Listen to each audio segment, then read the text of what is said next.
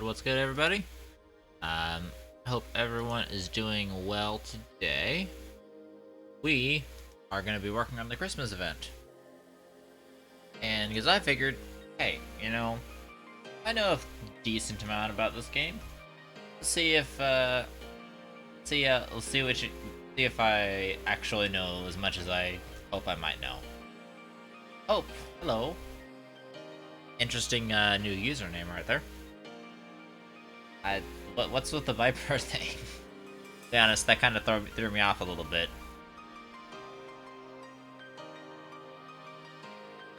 I thought you liked cats, not vipers.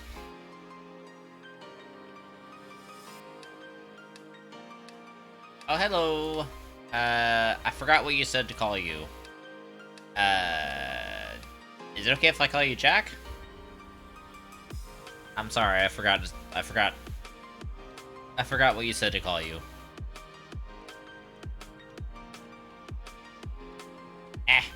Got stuck on a darn chemistry lab. I know, right? It's been a while. Welcome back to the stream, Hope. So, this was our event setup from Halloween event, and it's still producing Astroneer. So, I have been over the course of the last event, I've been collecting Astroneer because the stuff is useless, and I have some over here. I watch a lot of this game on YouTube, never seen a base as big as this. I got all kinds of junk everywhere. I figured today, hey, I think I know a decent amount about this game, so why not put it to the test? See if you guys can call my bluff. And who knows, that might be a massively stupid decision. But hey, at least it'll be fun in the process. I'm forgetting where I put the Astroneer, though. This is my storage system. I got the scrap here, which is fine. We just need to grab this. Oh, right, it's over by the rover is what I'm thinking. We just need to grab all the Astroneer. I've got 800 Astroneer to put through. The reason why this is important, that Astroneer has all come from the event. I'm gonna leave one canister for sure, but the reason why it's important is because the event item, the cosmic bauble, which gives the most, which it's something I can print, and it gives the most points. It costs Astroneer and scrap. The other ones cost like glass and scrap, carbon and scrap, so obviously I can go to those as needed, but the cosmic bauble, since I have extra Astroneer literally sitting around, I thought it might be a better option. Because I've got a ton of ammonium and a ton of scrap. That is definitely gonna make getting this particular thing a lot easier. However, one thing I really don't like is they forced everybody to get the new event rocket. Because before, I had an event rocket from like 2 years ago that allowed you to send up 4 resource canisters at once. No, they put a stop to that, which I think is stupid, but that's what they did. So the new event rocket, if I can find it in the mess here, this is my Halloween event setup, and it worked great for a Halloween event, but this thing has changed. It no longer has the dual slots that allow you to ship off stuff, which really kind of sucks. And it's looking for normal stuff. It's looking for packaged stuff. It's not looking for anything else.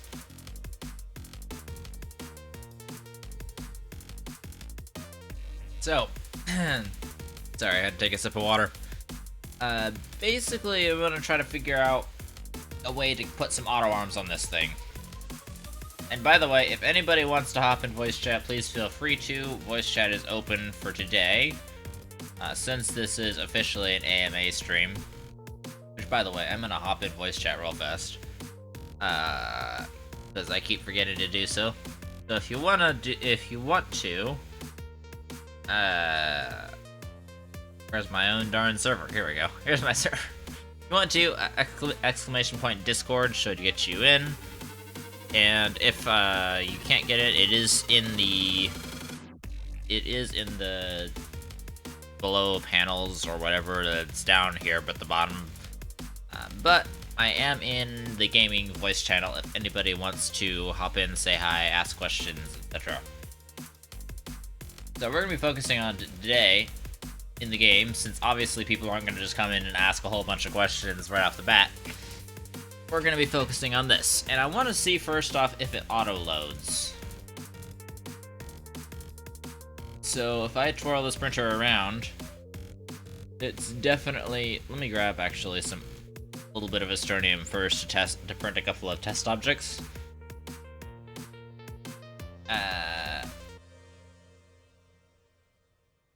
Some Astroneer, let me grab one piece. Cool. Grab also a piece of scrap. Well, actually, I don't know if I have any extra. No, I do have a little bit of extra scrap. Okay. Let's see if this auto loads like I'm hoping it will. No, it's not really.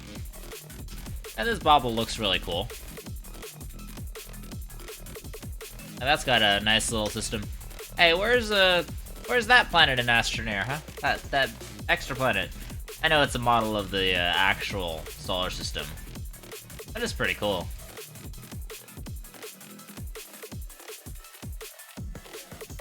Okay, so it looks like it doesn't auto-load. We're gonna have to rely on auto arms. So, there's 8 slots here, which means we need to use 8 auto arms. Now, if I put 8 auto arms together, they don't necessarily come together. Actually, we could start using this system. That's not a bad idea, because this system has 8 and then 4 to offload. I don't really know what kind of stuff we're gonna have. I think, honestly, it would just be a better bet to have the, just make a new setup for it. Oh, hey, Fish Dude, welcome to the stream. Glad everybody's showing up today. Also, how is everybody doing today? You said you weren't having like, a super great day, so I guess how is your perfectly mediocre day going, then? My soil canister is completely empty. And Lego fix that. You doing, Tess? Ah, I'm sorry to hear that, bro.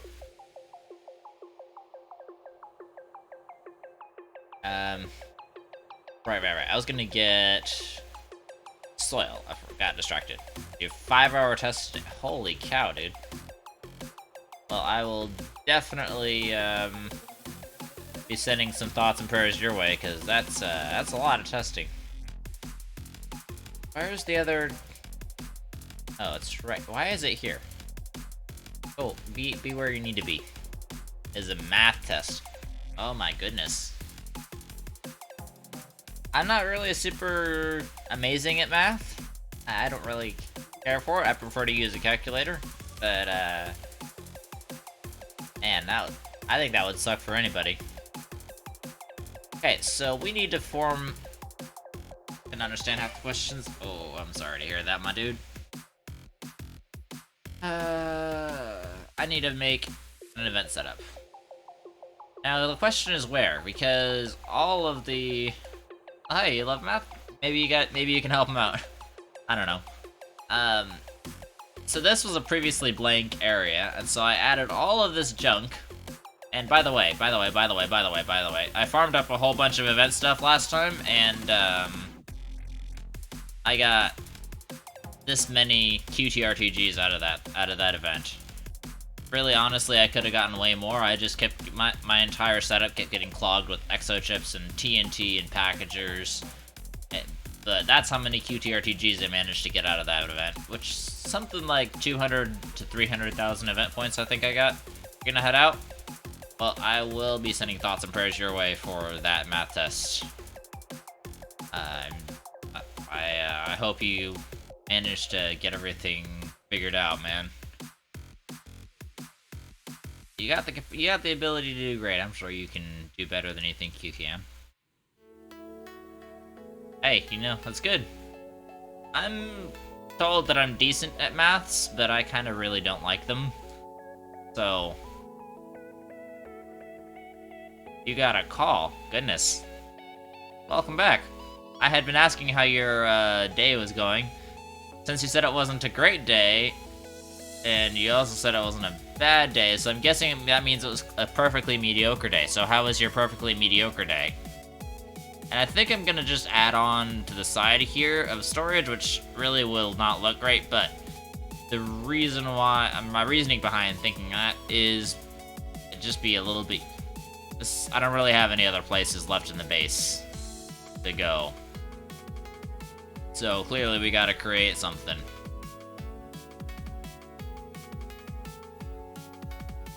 By the way, voice chat is open if anybody wants to hop in, say hi, ask a question, tell me I suck, or whatever. Voice chat's open. We've got good protections on the Discord, so I'm not worried about anybody getting in who could be a troll. Which is actually interesting, because I was recently made a moderator on a friend's stream, and helping him combat some cyber attacks he's been going through from some stupid teenager, which really kind of sucks. Okay. I'm gonna hope that that's enough, and I really don't know if it is.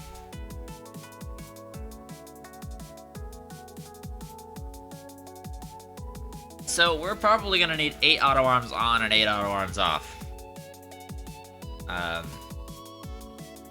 But anyway, I hope your day is going good. Okay, played with the cats, had a great lunch watching football matches from the Arab Cup 2021. Goodness. I don't even follow American football, but I straight up didn't even know that there was an Arabian Cup. I mean, it can make sense, I just didn't know. Let's be fair though, I really don't know squat about sports, kind of intentionally. So, there is that. Let me switch this to the... Okay, cool. I'm gonna put these other 2 soil canisters back before I forget about them. Because I will forget about them, believe you me. I'm extreme... If there's one thing I'm good at, it's forgetting about things. Put those back. Speaking of forgetting about things, I'm running low on fuel. Let me grab, some fuel from the fuel depot. Much better. So, what are we gonna do? We grabbed the Astroneer. So, I haven't plotted out anything. I know, yeah, it's pretty interesting. Is the Arab Cup just football, or does it have other stuff? Okay, so extra request platform needs to be at the center of the show.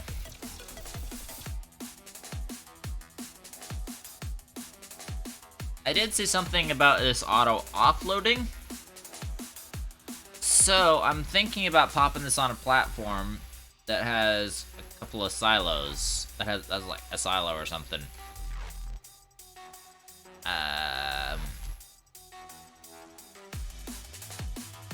I don't have any of those platforms handy though. Resin, let's see. Not a chemistry lab. Okay. We're gonna just get a large platform type. Honestly, actually, C might not be a bad idea. No, it'll go to something else. We're doing a platform type B. So that way we can block off one side. Just called Arab Cup 2021 for football, so yeah, it's just football. Okay. So there's not like soccer and other things in there. And... okay, so we're gonna need something to block off the one end of it, so that way, if it auto-offloads onto one side only. We call it soccer? I don't know what we call anything, honestly. I just know, as far as I'm concerned, the difference between football and soccer is that football has an oval-shaped ball, and soccer has a round ball. That's about all I know. Which is not much at all. Your soccer is our football. The whole thing is very confusing. I'm gonna be straight with you on that. Medium platform type. Ooh. We do have a whole bunch of these sitting around. That's a good thing. We also have a whole bunch of hydrazine jetpacks sitting around. So, basically, I went from having completely irreplaceable QTRTGs in my inventory to now everything on my body is replaceable, which makes it really nice in case I die out in space, which is surprisingly actually a very significant likelihood for me. By the way, between streams, there was a time when I got kind of stranded in space in a rocket rover, and I did actually end up surviving, I just waited until the rover basically slowed down, then I got out and turned on the fuel tanks like I forgot. The sport that you Americans call soccer is the same sport we call football.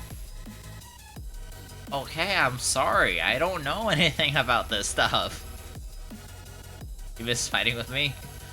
I'm not really sure if that's a good thing or a bad thing. Let me grab a silo and put that on there. So now, if that offloads, I saw a clip showing that it offloads, but that doesn't quite make sense to me. I hope it does. If it does offload, that would be great.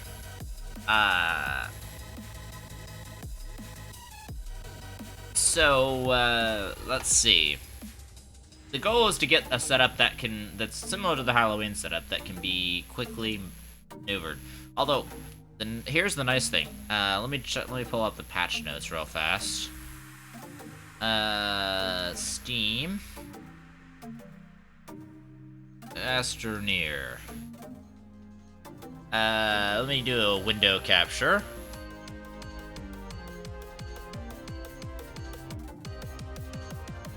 Alright, here's what it looks like real fast. Ahem. Steam, hello. Steam. Oh, for the love of Pete. Okay, let's try something else. Let's try studio mode. Let's try browser. Please tell me this one works. Steam. Okay, it's working here. Did you know that It Takes Two won Best Game of the Year? Dang, that's cool. It Takes Two is a really cool game. Anyway, so I got all the patch notes up here. Really awesome thing about the patch notes, it shows, so here's where I got the event point values, by the way. Astral figurines, I figured out, you can only find. You cannot actually get them. You can't actually print them. Which, we may find some, but I really only care about the stuff that we can print, because we can print this stuff in mass. But yeah, that's really good, because It Takes Two is honestly, they would deserve it, because they did a really great job with that game. The lore leaves something to be desired. At the end of the game, in my opinion, it just doesn't quite. The end of the game is just like, okay, really, you just picked that out, but it is what it is. But on the whole, they made a really, really great game, and it actually builds relationships, which is a good thing. So anyway, this is the reason why I love these. Patch notes, because they show a list of all of the stuff that we actually have, that we're gonna get the overflow rewards from. We're gonna worry about that after we finish the event, but we're gonna finish the event today, let's be honest. There's a whole bunch more stackable stuff. Packages and dynamite, which is the same thing. But they also, appear to have added resin, clay, and graphite, which is actually nice because, I'm gonna be looking for a couple more graphite, a couple more bits of graphite. And then small power items is really gonna kind of suck for sorting. But we can do it. Exochips and nanocarbon alloy, QGRTGs, hydrazine and jetpacks, those are the same. So yeah, that's what we've got. And we're gonna switch back. So, let's see. Now we've got to figure out how we're going to set this up. So, I'm going to need, real question, what are our plans for Christmas? Don't really have them. My church is doing a big old Christmas show, and I'm working on that mainly. So, I need to get the auto arms to load this without loading this. So basically, I need to mostly have them coming from this side if I want to have anything. Good. Let me grab an auto arm real fast from over here. Do I have any spare auto? I do. Grab that.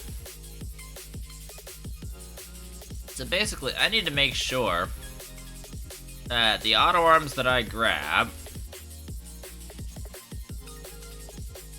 that their circle does not, and I mean, does not extend. Wrong button. does not extend to this, because I don't want them putting the cosmic bubbles on that thing. So maybe if we put them right about there, that will be good. We're gonna do... Actually, this will make it easy to align. There we go. We're gonna try right about there. Yeah, we're gonna go right about there. So the reason why I'm doing this, by the way, is because I want to make sure that these are lined up perfectly with the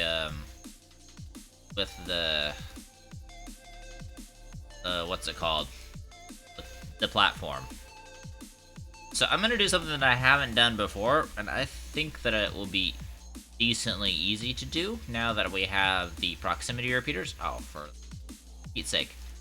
Okay, get out of here. We got what we need from you. Don't need anything else. Scooch back. Okay, there we go. And I'm gonna take this one, place it over here. And then I think we're gonna take this one and we're gonna place it on this side. I think that's a decent amount. And if I put the auto arm right about here, it's gonna be okay. I'm gonna have to put the next row behind it. So I think I'm gonna do 2 rows of platforms. As much as it seems like strange, Biscuit is gonna do the operation next Monday. What operation? I'm sorry, I'm kind of out of the loop. What operation are we talking about? Oh hey, Astro Time, how's it going, my friend? How are you doing? So I'm just setting up what I think is going to be a decent automation setup for the event. The Christmas event. You already finished the event? Yeah, I'm sure. Every event that Astroneer has is easy.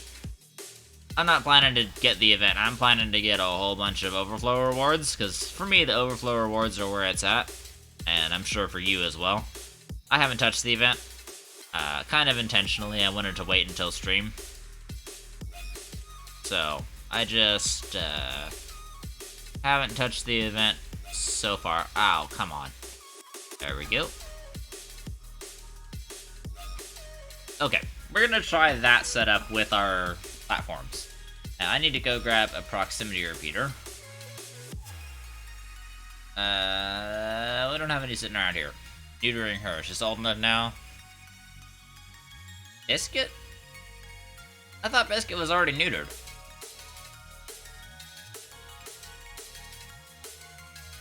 I hope the operation goes okay if she hasn't been neutered already.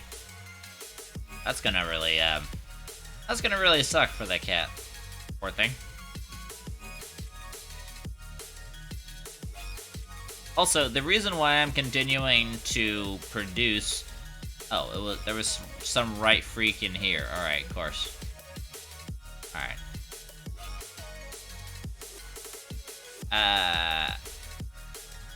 You need to scooch over here. And by the way, if anybody wants to hop in voice chat, yes, it is open. You can hop in the gaming chat in my Discord. Exclamation point Discord if you need to get in. And that should be decent.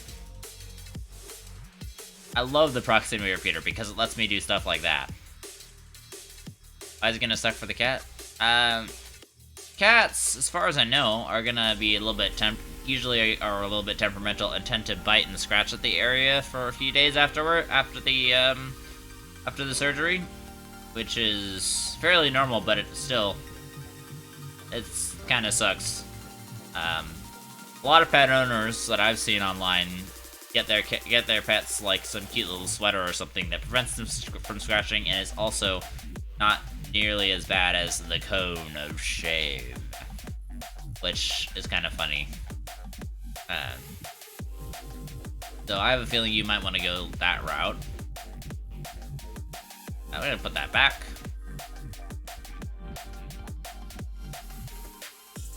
But yeah, the animals are usually a little bit ill-tempered, because I imagine there's probably a bit of residual pain.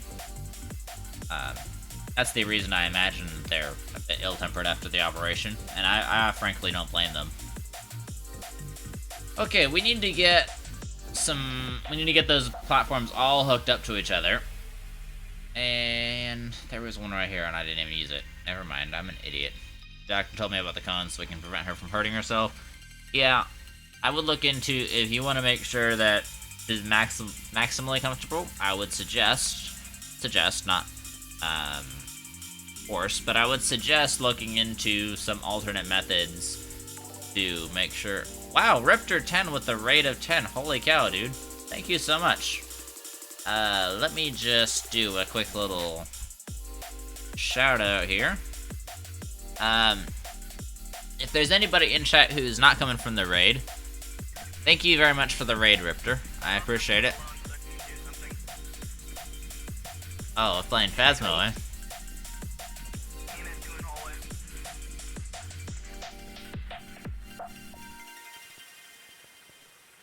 Oh, what's gonna happen? What's gonna happen? What are they gonna... Oh. Oh, gosh. Oh, there's a heartbeat. Right there at the door. He got locked right out of the... as the ghost started hunting. Last thing playing New World. I have heard good things about that game. Knowledge I was supposed to test? Well, I feel like I know a decent amount about this game. And so I figured I'm either full of it or I have a decent idea what's going on. So, I don't know. I guess any questions you guys have about the game, shoot me the question, and I'll see if I can answer it. I don't know. It's just something kind of fun to spice up the stream. Anyway, but if you guys are in chat and you're not following Riptor 10, you should be. He is a good guy. Hey, Riptor, how's it going, my friend? A good guy. Definitely go check him out. And thank you very much for the raid. Even though it's with the party too, that is totally fine. That is, every little raid helps. I appreciate it, man. I did get very distracted from what I was doing, though. Yeah, if you have any questions about how this game works, feel free to shoot me a question and ask. Right, I was gonna grab an oxygenator. Because oxygenator, the reason why I'm grabbing an oxygenator is because it makes it easy to see what platforms are being used or not. So if I grab one of these guys, because it activates that little ring around the outside of the platform. Really nice if you played Phasmo. I do not have Phasmo. I would not be opposed to playing it with, like, some friends. But at the moment, I do not have it, so it's not really an option for me either way. So I've definitely been keeping my eye on getting Phasmo, especially because people like Tactical have it and are really, really super good at it, and have said multiple times they would be more than happy to teach me the ways. So, alright, so you see how this has the blue on the outside? That's gonna help me figure out if it's connected or not. Like, I think I'm gonna start in the front here. So ideally I want all of these connected. Not ideally, I just do want all of them connected. Okay, that connected it to the wrong platform. I want to try to connect it to... What platform did I connect that to? I don't know what I connected that to. I want to try to connect it to this platform in the front. I feel like I'm connecting it up to this platform again.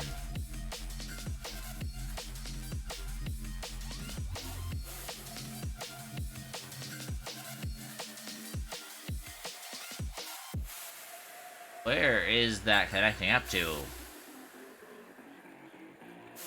That's the sucky thing about these intermingling platforms, is they just kind of don't really show you what's going on. It's almost like they're melded together or something. Whoa, hello. Somehow I managed to connect up 3 of those. Uh-oh. Never mind. Okay, let's try... Nope. I'm trying my best to get this one specific little... Wait, what platform is this coming from? I think it's coming from this secondary platform, so I'm gonna try to get it linked up to that. That did not work.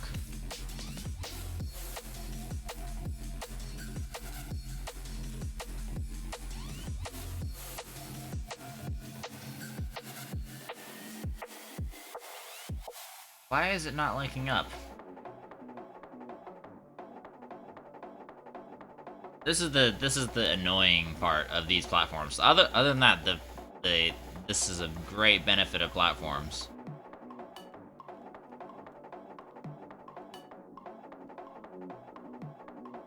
Oh wow, it's straight from that platform. I had no idea what to ask. Hey, that's totally fine. If you, crap. Ooh, I think we got something. Okay, we got that second platform going.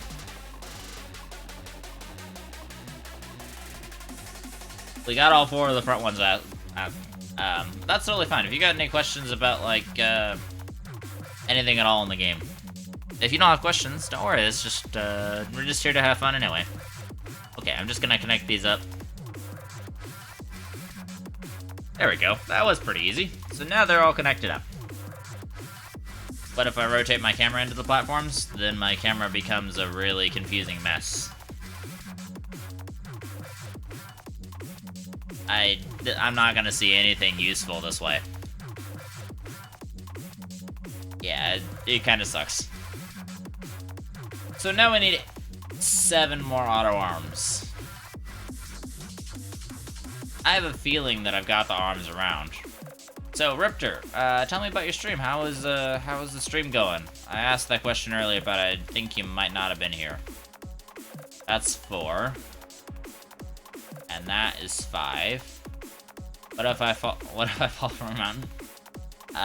Then if you don't have jetpacks, then you die.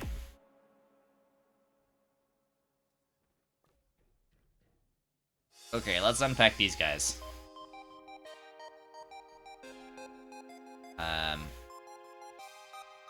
Let's see. So, the idea is I'll have the baubles, or whatever they're called, printed over here. Have the auto arms pick them up, load them on, and then have a logic circuit send it off. So I'm not actually sure if that last event, this was not susceptible to any logic services, or any logic input, but they forced it to update, even if you didn't unpackage or package your request platforms, so I'm wondering if it might be susceptible now to logic. Okay, now we've got 6. And yes, I do kind of know how to count, maybe.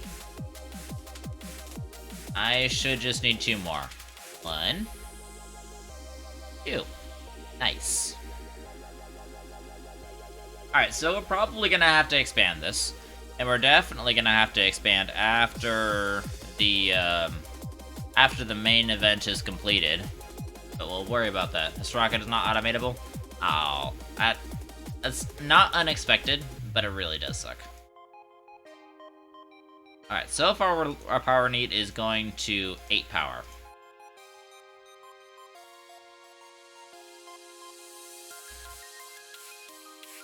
Wait, these auto arms are the wrong way around. Hold on. They need to be facing that way. Reason is because that's their pickup range, so I want them to be picking up from over here, and then placing over here.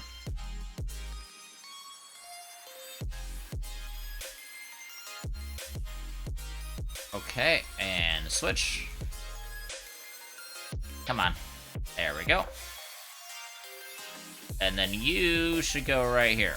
Right about here. Right about here. Come on, right about... It's literally right here. Come on. Come on, don't be ornery. Okay, we got it in. Alright, cool. So I'm gonna activate all of these little auto arms. And activate, and activate, and activate. And activate. Okay, so those should be able to take a decent amount of bubbles. And load them all in one go onto this thing. Now, I need to get some,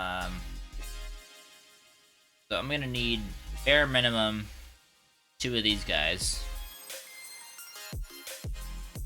So, I could, theoretically, print 8 at once, if I got an extra large platform type C involved.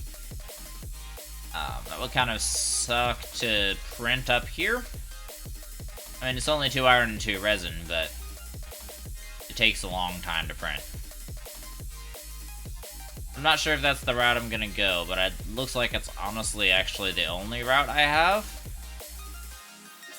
But am I gonna print fast enough? Oh, I'm not worried about printing fast enough. I'm worried about keeping up. I'm not going to be able to keep up with the small printer. Keep in mind, this is my scrap processing unit, and it's not fast enough. It's not as fast as it needs to be. All of that scrap printing unit is to keep up with literally one singular small printer. And now with auto arms being slower, this is definitely not going to be able to quite keep up. All of that to keep up with one small printer. Small printers are not the issue here.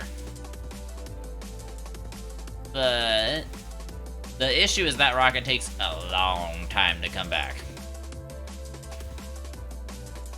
I think we have to use the extra large platform type C though. Because we have to do 2 canisters. What other extra large platforms are there? Slower. Yeah, auto arms are affected heavily by lag. I have just a little tiny bit of lag at my base on my base save. Stop moving. Okay. Let's see. We could do that. Have canister, 2 printers. That seems kind of feasible. 2 compound, 2 ceramic. Let's go for this. I haven't used it before, so why not? How much compound? I don't know how much compound I have. I think I've got some. I honestly rarely need compound nowadays, so... but yeah, the auto arms are very sensitive to lag, and I have a little bit of lag here, so that results in pretty much not even, pretty much don't even think the auto arms are gonna go full speed. Because of how extremely, utterly sensitive they are to everything lag related, there's just nothing to be done. Okay, I'm just gonna print up compound. Gonna run that real fast. Okay, we've got... I'm sure we've got extra compound over there. Actually, I know we've got extra compound over there. Mind. Well, there's no stopping that stuff now, so... we're just gonna go... grab 2, and then I'll put it on the, grab 2. How big is the save file? Save file size just passed 100 megabytes recently. 101.3 megabytes currently. So, pretty decent size. The vast majority of the save file comes from the fact that I'm destroying a planet.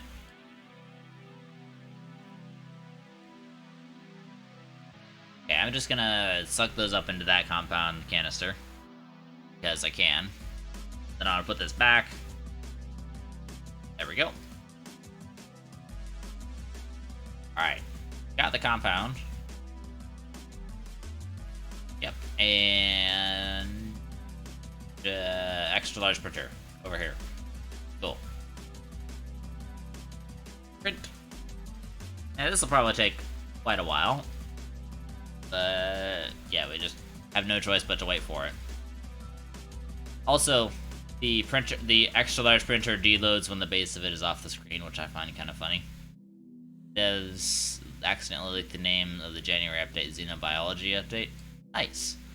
Honestly, I'm not really sure it was an accident, because just about anything that happens that gets leaked is intentional, even if they want to make it seem accidental to make it seem more significant to the community. But that's okay. Drag you over here, and drag you over here. And I do need to grab more fuel, because I used up a ton of fuel getting lost and not figuring out what I needed to do. And people are like, well, you're using up way too much fuel, messing around with jetpacks all the time. I know I'm using up too much fuel. But I also really don't care, because I have a million hydrazine. So, idea is, I'm going to expand this out a bit, because we want to put that, the printer array here, and have it printing in an area that can be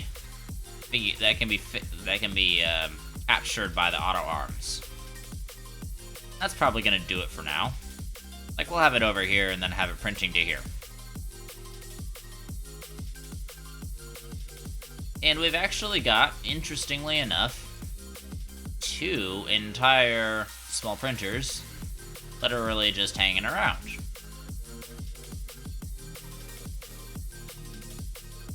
So we're gonna use them here. Actually, I need to wait till the platform gets finished, so no momento.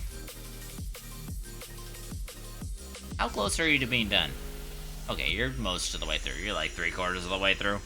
On the Discord of the dev, Gina, wasn't an official SES thing, so you think it was accidental? I totally get it, but I'll be honest. 90% of the accidental leaks you see on the web are pretty much intentional, except where Tom Holland is involved. Then that's then 90% of those accidental leaks are just simply intentional, but they say it's accidental in order to get more excitement about it. Which is that's fair. I can definitely see that being a legit tactic.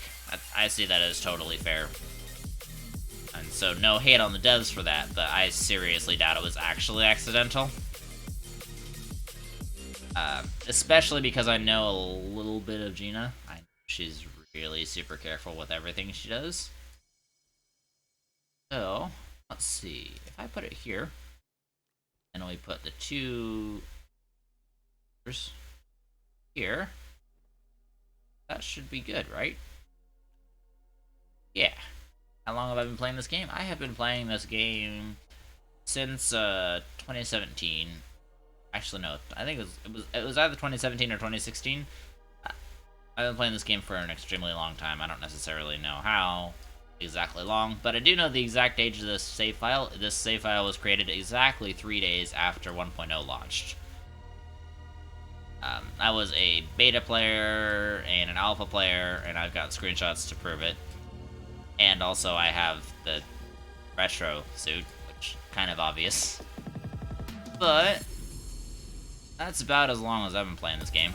I don't really remember exactly for sure, but I do love this game a lot.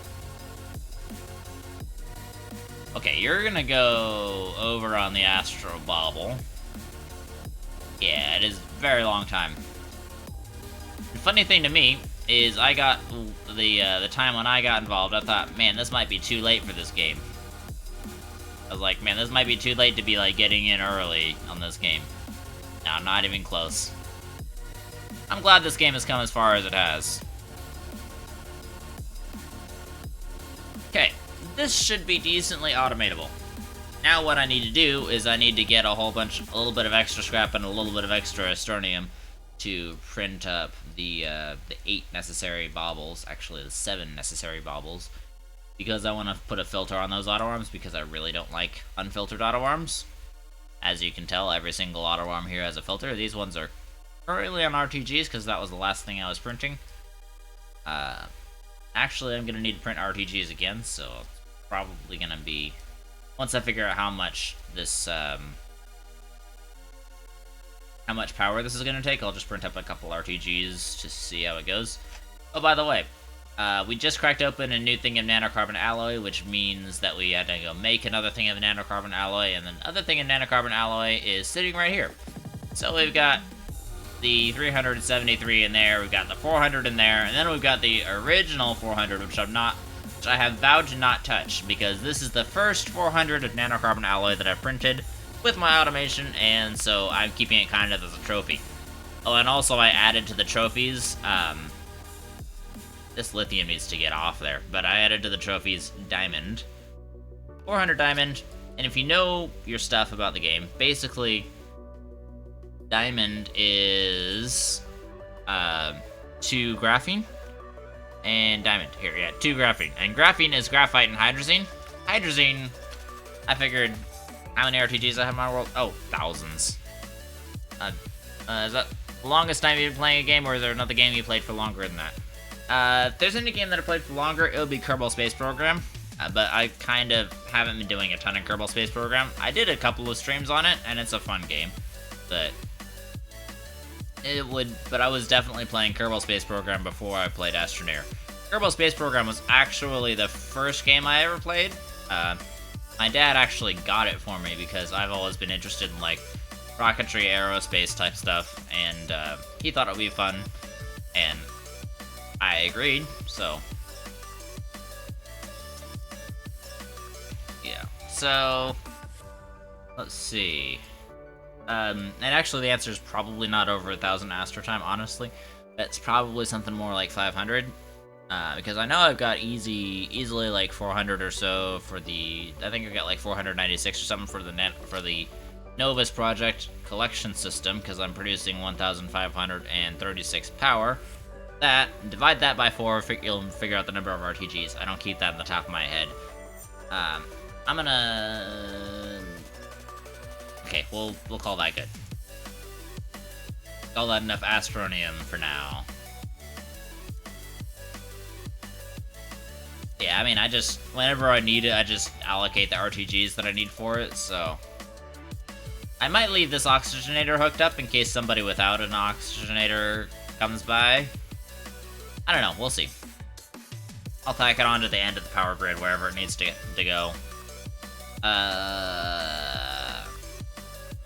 Astronium, I need some extra scrap. About, like, 7 extra scrap. I think I might steal from these auto arm filters. Man,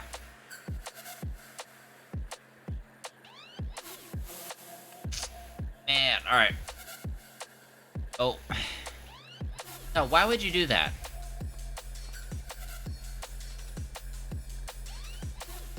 Okay, there we go. Now we have figured it out, kind of. I'm just gonna... Where did that scrap come from? How did that come from my backpack? I am very confused. Oh, it's because I clicked on the hologram. I'm a dum-dum. I don't always think things through. Let's be honest. Okay, we've got 4. We need 7. So that's probably gonna do it for us. You're gonna go watch football match now? Okay, have fun with your football, soccer stuff, things. So this is gonna substitute for the scrap thing, and it's gonna be our limiting factor. We're gonna take this other scrap off.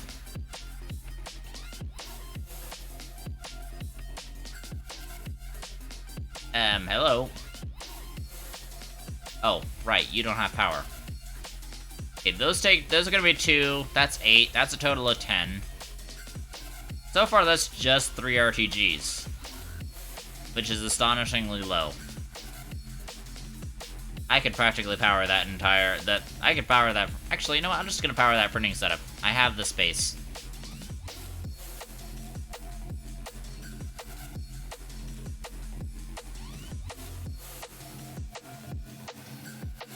There, we'll just, turn off the oxygenator for now.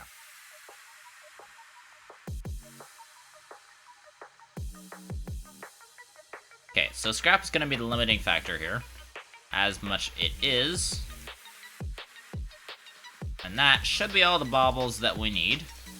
I'm going to take my QTRTGs back, And we're gonna put these baubles on everything. Not on the ends of the auto arms. We're just gonna put them on the filter sections. Because we don't want these auto arms... We don't want these auto arms to be grabbing anything they ain't supposed to. And let's be honest, auto arms do nothing but grab things they ain't supposed to. Okay. Let's grab the other auto arm, the other bauble. From over here. But yeah, thank you very much for stopping by, Hope. I appreciate you, and I'm sorry I didn't say that earlier, but appreciate you stopping by. It's always a pleasure to have you on the stream. Okay.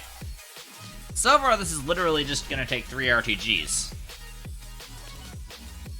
Which is kind of incredible. I have a feeling that's gonna change a lot later on. So, yeah. We'll see. For now, that'll work. I'm gonna take this back.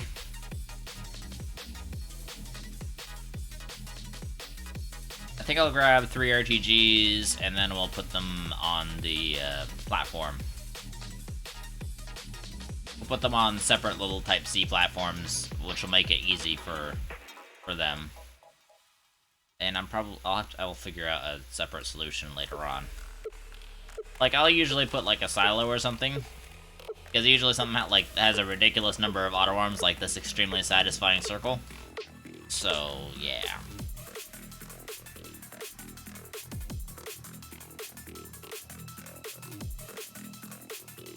Yeah, I think I'm just gonna grab 3 RTGs and plop them on to platform Type-Cs. It's lazy, but it works. And I'm just gonna grab them from the filters here. And just so these guys don't start taking my small printers and disconnecting them.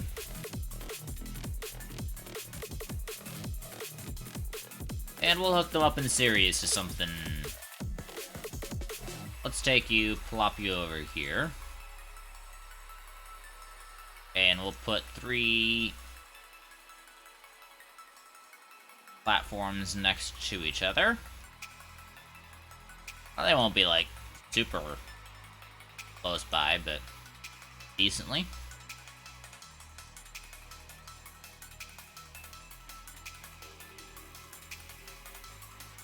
Oh, come on.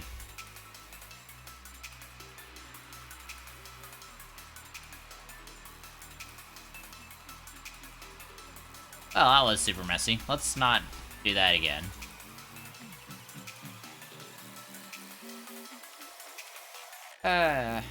Well, I clearly did not hit the button that I thought I hit.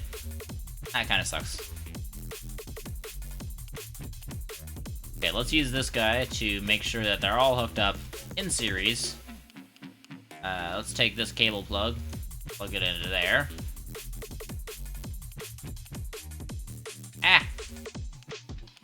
Okay, hold on. Since I have this platform, let me grab this wrong cable plug. I'm gonna grab this cable plug and plug it into here. Then I'll move my camera over to be able to place it down as close as possible to the other two. And that is our power sorted for the rest of this setup. And all I have to do is connect them up into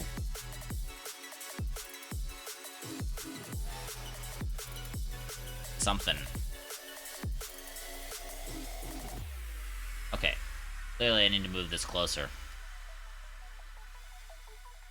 There we go. Alright. Let's give this a shot.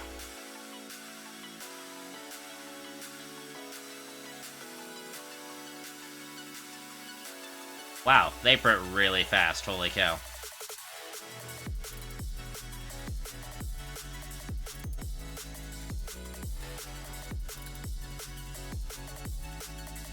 Okay, so they're already putting the baubles on there. That's already a problem. That sucks. we can send off our first batch of points, which 600. That's gonna take like 101 loads to finish this event. That's gonna be very, very slow. Really sucks, but we may not have a choice. Let's see. Let me keep printing these, and I'm gonna see where the baubles actually end up.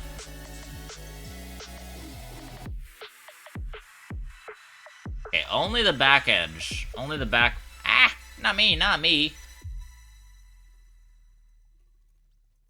Only the back row of auto arms, even remotely, comes close. Okay, so I think the problem will be solved if I scooch this platform back a bit. Now, let me take these guys off. Because clearly, if they can reach this, they're having no problem reaching both sides of this other thing. So, let's take the... No giving to me. Okay, you know what? I'm just gonna take the, I'm gonna shift-click these other guys. Shift-click until my backpack is full. Now you can't do anything about it. Ha! Okay. So that seems to have worked. I'm gonna lock this down. I did lock this down. Okay, so that seems to be working so far. Alright, let's send this off. See what it does. Okay, as you can tell, these cosmic bubbles print way faster than they need to.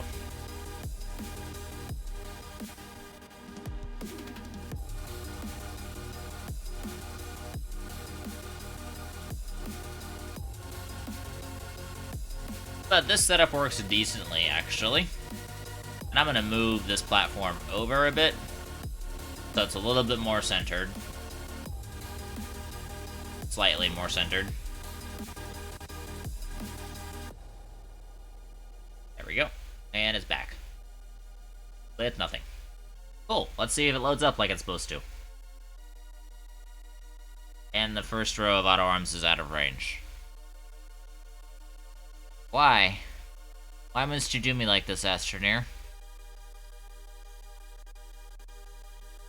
Okay, so either the auto arms are going to be out of range, the first row of auto arms is going to be out of range, or the first row of auto arms is going to be...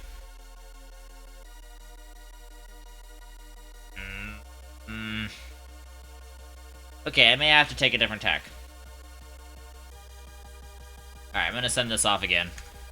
And we'll see what happens with the midterm care package. If it offloads like I hope it will, then we haven't been in vain. But if it doesn't offload, we're not going to be able to do anything. We're going to have to arrange a different strategy for offloading this rocket. Let's move the rocket platform closer, but the problem is then this medium storage silo gets involved. So I'm thinking I'm going to have to use an extra large platform type C, and then we're going to plop it. And so that this is on the end, then we're going to block off 2 slots so that we're definitely out of range of the auto arms. That'll be a for sure solid solution, but that really is only useful if the rocket offloads automatically. If it does not offload automatically, great. And there's no point in having it on a large platform, which is why I didn't want to print an extra large platform. Okay, disconnect the power. So it doesn't offload automatically, which means we need more auto arms to offload it. Now, I want them to be non-filtered, but I also don't want them going off, because the reason why I avoided having filtered auto arms, having unfiltered auto arms on anything, is because, well, I loaded up with cosmic bubbles, then what's to say that the auto arms decide to offload every cosmic bubbles as well, which is why we need a anything but filter on auto arms. This really sucks. Now, another solution is we have an offloading station where I just take this thing and I plop it over on some other platform to offload it. That's not an unviable option, but ideally, the only thing I want to have to do is send it over here. Okay, this is probably going to end up being a really... Actually, I can't even do that. I'm gonna try to send it off even with these things, and hopefully it was gonna offload then, but it's not gonna offload now. Why can't they just update this obviously similar trade platform to be the same as the trade platform that they just updated? Why can't they? And if they force everybody to have the newest platform, which really sucks because sometimes they just like, oh, we're just gonna change the design of the platform to make it harder on you this particular year so you can ship less items out. Oh.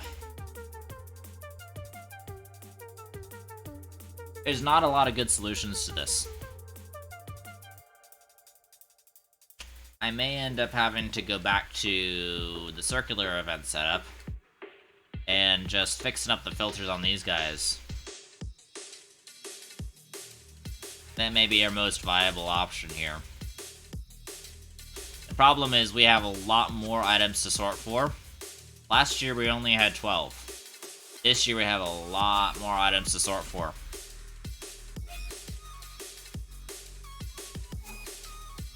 The patch notes, yeah, that's a lot more than 12 items. I haven't counted the amount, but I'm basically it took the rewards from the last one and it added on, because we only had 4 possible medals in the last one.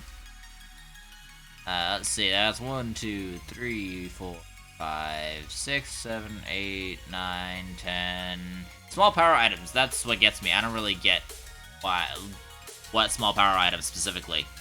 They should be specific if they're gonna. They were specific with everything else. Why can't they be specific with small power items? 11, 12, 13, 14, 15. I count like 15 in there. But small power items could be anything from splitters to small generators to small batteries to... You get the picture, to like small solar, small wind. I can't possibly account for all of that stuff. Like, what the heck does small power items mean? Hey, Tony, how's it going, my man? Don't mind me, I'm just having a minor freak out over this new event, which is not hospitable to automation in the slightest. Oh, this is not good. If they at least just made this offload automatically onto the platform, all these problems will be solved. All of these problems can be solved. Then I can put them in like a traditional sorting system. I could just take auto arms off of this. I could take like 4 auto arms off of this and this alone, unfiltered, not worry about it, and then just have the auto arms be send it down into a filtration storage system and not worry about it. But no, of course it's not going to offload automatically because that would be the smart thing to do.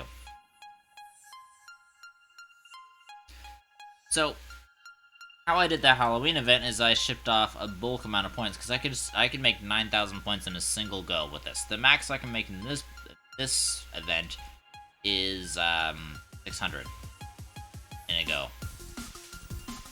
So that really blows. Usually we get small solar, wind, and battery. Exactly. That's like 4 more items that I have to filter for. There is no way that I can filter for that number of items with a single platform. And I don't have a choice either. Okay, while we're griping about this, let's just finish the event real fast and get it loaded up. Ooh, that was interesting. Almost all of them loaded something.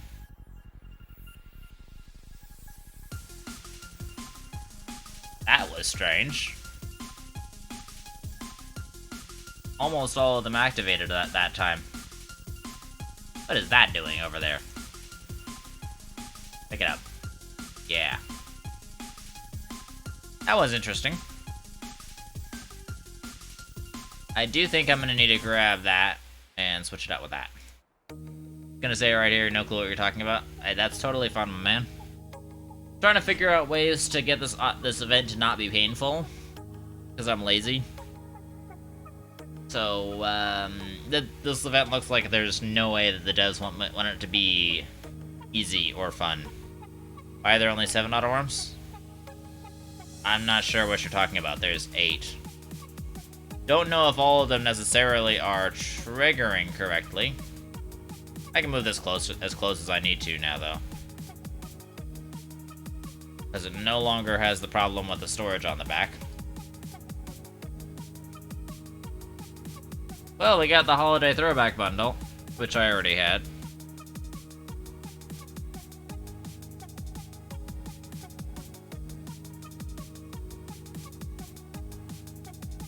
So, because I had previously an older event arm, disable. Because I had an older event rocket before, I was able to send off 9,600 event points at once, which was more than the 800 or so required for each delivery. Okay. So these two printers are way too fast for even just one single cycle. I'm gonna try removing one of the printers.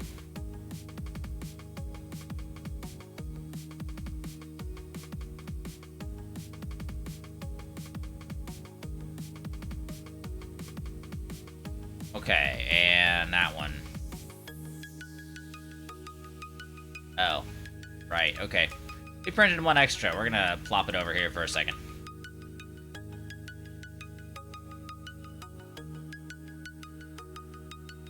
Alright, we're gonna send that off. Please don't be, oh, I went over a halfway reward.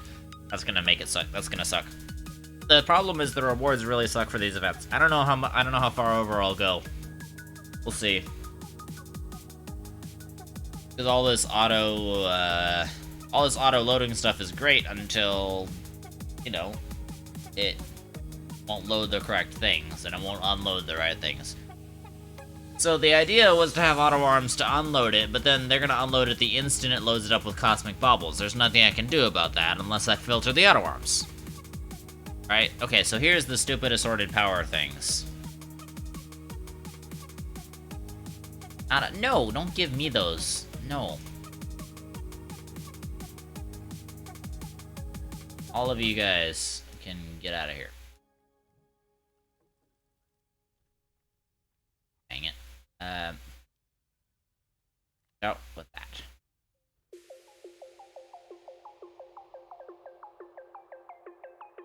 Okay, solar panel. Solar panel. Okay. We'll get the real beanie this time. And now I'm gonna see if this one printer is too much. Oh, I'm charging the batteries.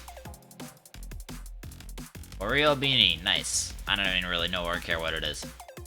Does this print 8 in the time frame allotted? This prints more than 8 in the time frame allotted. Way more than 8. Oh, hey, look, our large solar panel activated. So this isn't even going to be able to automatically print stuff because it's just going to take... Because this thing just takes way too long to come back. I printed a ridiculous number of cosmic baubles in that time. With just one printer. There's the answer to your question about is the printer going to be too fast? Or is the printer going to be too slow? Alright, well, we'll just run this for now. It's not great. It definitely could be better. But I've seen worse. So we'll just compensate for manual. We'll just compensate manually. And we'll not worry about the stuff. Actually, let's take two of since we have a little bit of extra astronium in here, let's plop 2 astronium and 2 scrap into the system. That'll give us 2 extra baubles.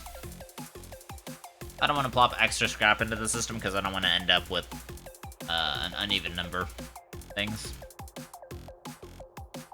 So.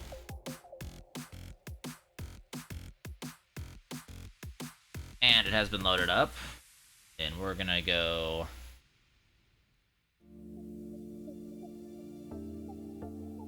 1, 2, 3, 4,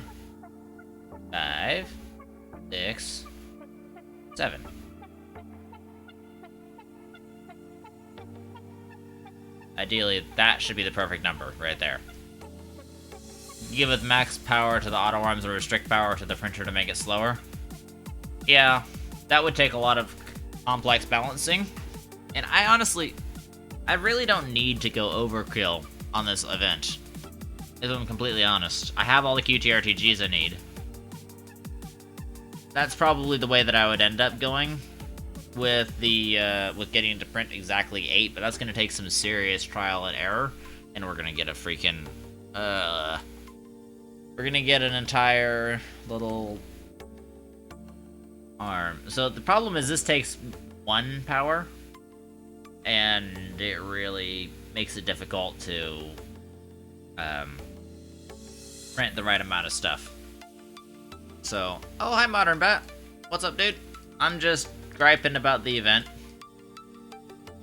and how hostile it is to automation, but what's going on with you, man? How is life? I think honestly that's probably the way I would go. I'd probably go with 8 printers and restrict their power extremely. Oh, hello packagers. That's a lot of packagers. I don't need this many packagers. I don't want this many packagers.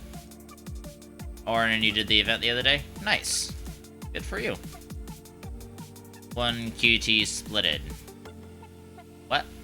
Oh, yeah.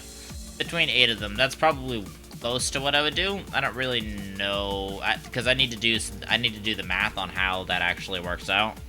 Oh, I was a dum-dum. Alright, let me finish all that.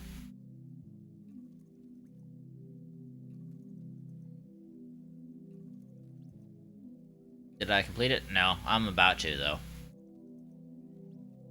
It's really not... Again, the events are not hard, but getting the overflow... The Halloween event was actually decently friendly to automation.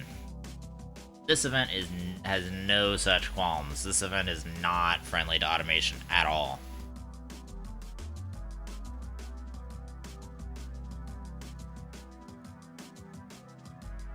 I think that's the right thing to do, right there. Yeah, that does appear to be 8. Yeah, I'm about to finish it. Whether or not I decide to go through with the whole thing, I don't really know. Because, let's see, we're very close to being done.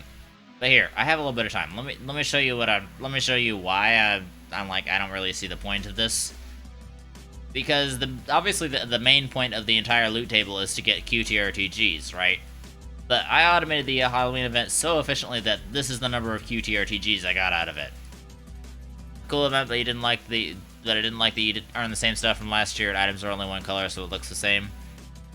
Yeah, it feels very close to last year. They added a couple of new skins. They put all the old ones in a bundle in the beginning, which I get, because honestly, I would like that if I hadn't been there last year. I would like that personally, so I think that's a fine decision on their part. But really, they should have made it much more friendly to automation. This is not even remotely friendly to automation. Blends into your character and looks a bit ugly. Hey, I'm not changing my top hat out for nothing. Let's be honest here.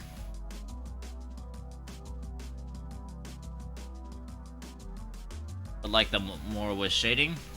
Yeah, I honestly, I don't know. I'll check them out in the store, obviously. It takes 11,500 for a care package. What? What is this? Why? I also wish there were more things to earn. Yeah, that's always been my gripe with these events, is I just took like 5 minutes and finished this off. I took like a little bit of Astroneer, a little bit of stuff. I had like 115,000 event points there. There should be some reward for that, other than the QTRTGs.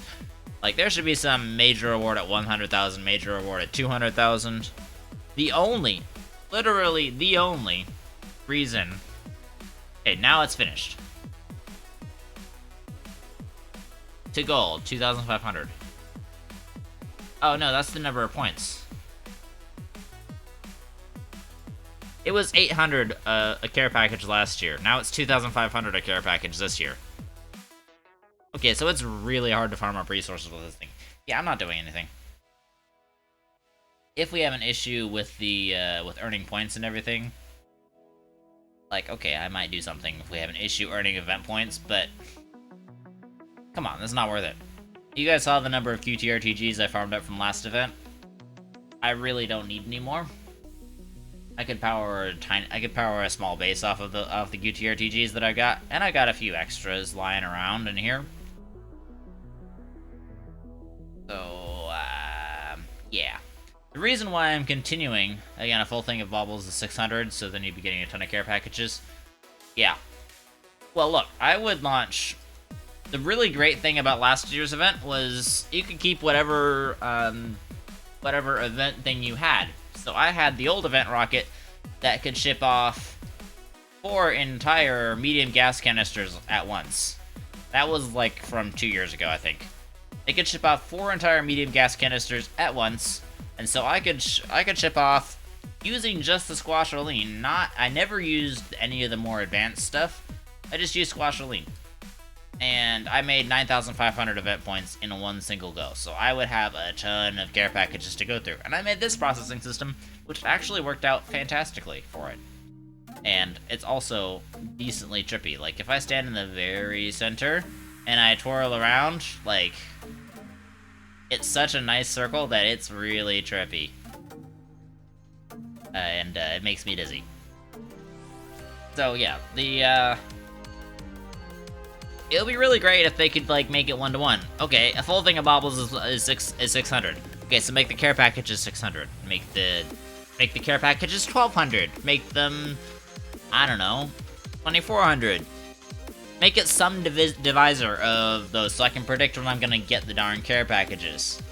Also make the stupid thing unload by itself onto a silo. It doesn't do that. Why on earth doesn't it do that? That was excusable when this thing still functioned the same way, when it refused to auto-offload, but now it auto-offloads, now it's automatable. There's no excuse for this event rocket to be stupidly behind like it is. This is ridiculous, This is supposed to be Project Cheer, but I feel anything but cheery about this thing. Okay, should we go do some Novus Project to cheer up?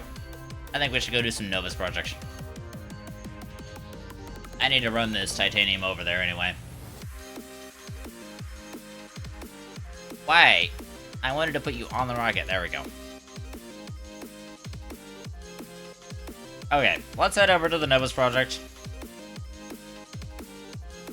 I'm gonna double check on Visania real fast before I head to Novus, because I want to make sure that we're all full up. The reason why I've been, and I keep starting this sentence and I keep forgetting to finish it, but the reason why I've been still going hard on the pumpkins is because I think it would actually be kind of cool to use the pumpkin stuff for a Novus Project. Because the pumpkins are actually 5 times more efficient than the hydrogen. Sure, the hydrogen is free, but each hydrogen takes 5 units, so you get really like 36 or something units out of a single medium gas canister, right? So the catch is that the Squasholine is actually 1 per, so I get 5 times the yield out of the same load. The only really sucky thing is I would want to keep my hydrogen numbers even, because I like being able to tell streamers, like, okay, hey, this is the exact amount of hydrogen that I've used. And it kind of sucks, but honestly, least of my problems. I don't know. What do you guys think? Do you guys think I should use the... Get out of here. 4 things at 4 bits of hydrogen. Get out of here. Not wanted. Looks like everyone's all finished. And the power is correct. And by the way, if you guys want to know how many auto arms I have, how many RDGs I have, definitely need to count all these. Okay, let's head over to the Novus Project base.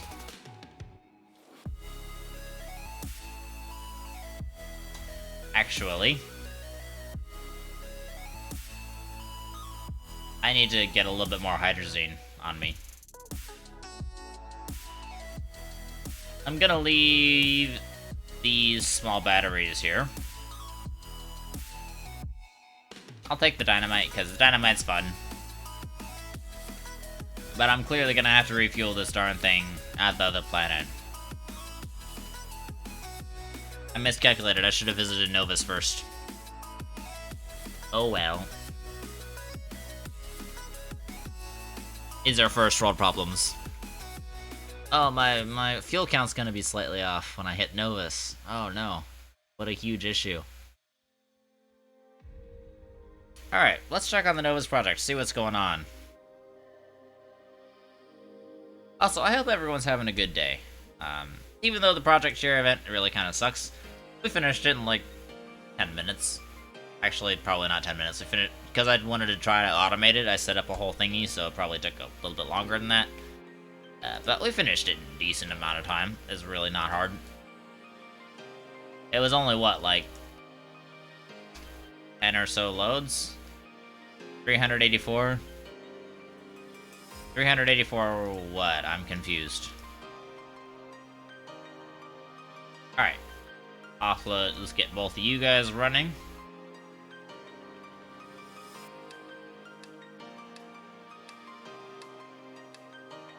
I'm sorry, 384 what?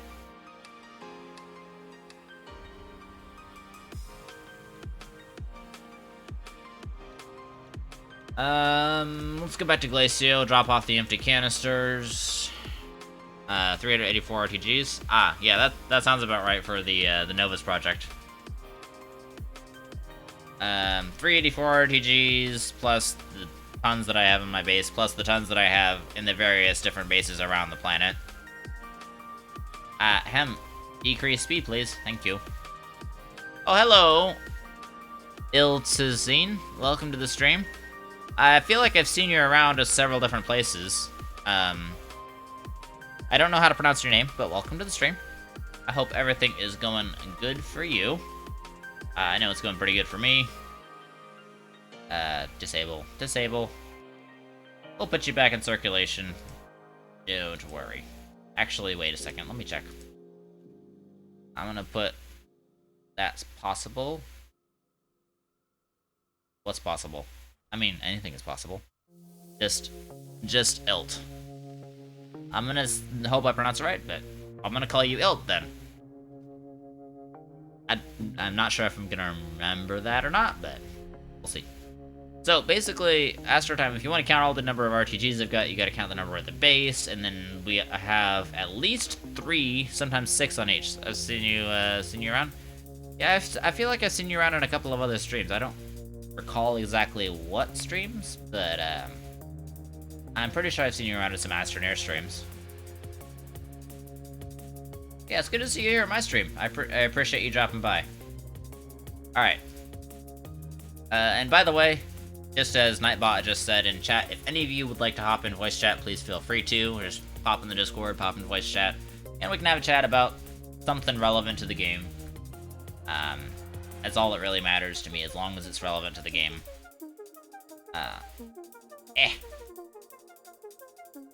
Talk about how awesome the hoverboard is. Heck, I don't care. Followed me at some point? Well, I appreciate it.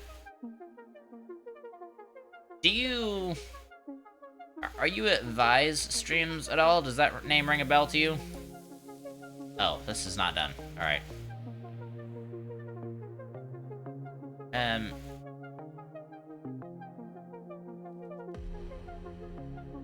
Okay, these guys are out, so it's actually a good thing I dropped by this farm. So these auto extractor farms that I've got are the thing that powers all of my projects. Let's refresh those, but see, they're all powered by RTGs so that they can go nicely. I really thought I was going to be using a ton of scrap for this event. You only watch 1 or 2 other Astroneer streams? What 1 or 2 other Astroneer streams do you watch? I might recognize them.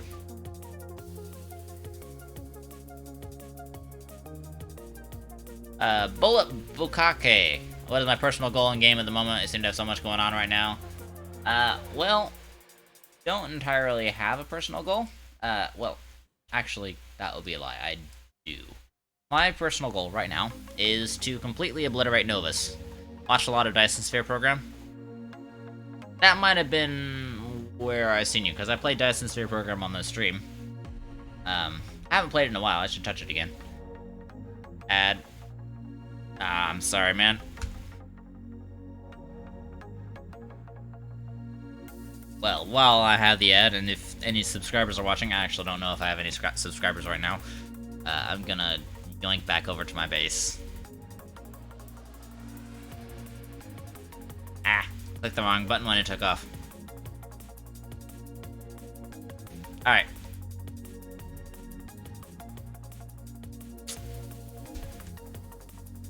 I hope the ad's finished soon. Oh, I needed to put these on the graphite farm. Right, graphite farm. Graphite farm, off we go. Because graphite's the thing I'm kind of low on at the moment, so I'm gonna put the graphite farm. I'm gonna put this over at the graphite farm. If I haven't done that already, I might have done that already, and I might be done. Oh dear. I hopped back in the ship. I did do it already. Alright. Alrighty then. 30 more seconds. Oh, welcome back. I am very, very sorry about the ads. I don't really have a lot of control over them. I believe I tried to set them to, like, the minimum possible. But it wasn't... I don't really have a whole ton of control over when they play. Yeah. I'm gonna plop this over with my, automatic, ammonium farm. Which I do need to refresh this guy. Welcome back. Part of Twitch, no problem. Well, I'm sorry about the ads. I really... If I could get rid of them, I would. I mean, if you subscribe, then it gets rid of them, but that's really not, I feel like, a fair answer. I wish, like, we could get, like, VIPs to not have ads. Anyway, apart from that Twitch thing, currently my goal in the game, which, at first I was like, I don't think I really have one, but no, I do actually have one. The goal that I have is to completely eliminate Novus. And I will show you exactly how far along I am with said project. As soon as I land over at home base. Use pre-roll, it turns them off while people are watching. I can just use pre-roll, it turns them off while people are watching. I don't know what you mean by that, but I'm interested in hearing about it. Oh, right. I was going to run over to Novus.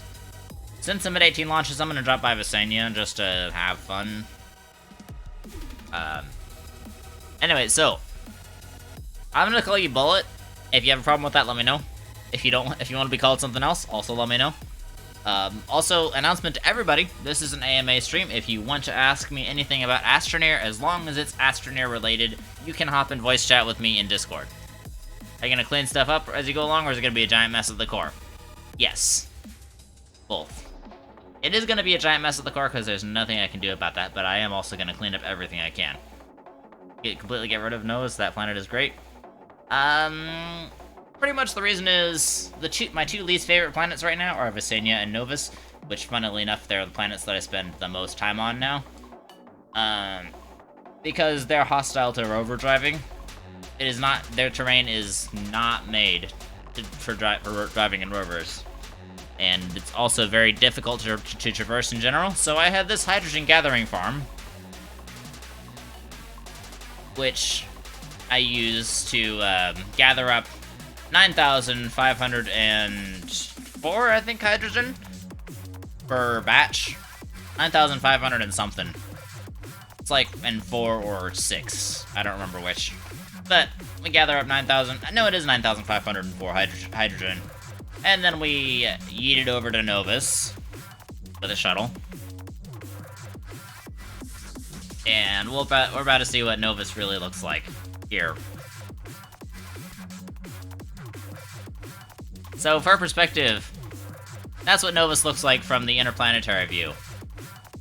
Just a third of, I would say about a third of it is gone. Over a third of it. I don't really know exactly close to what fraction we're in, but that's what the crater looks like right now.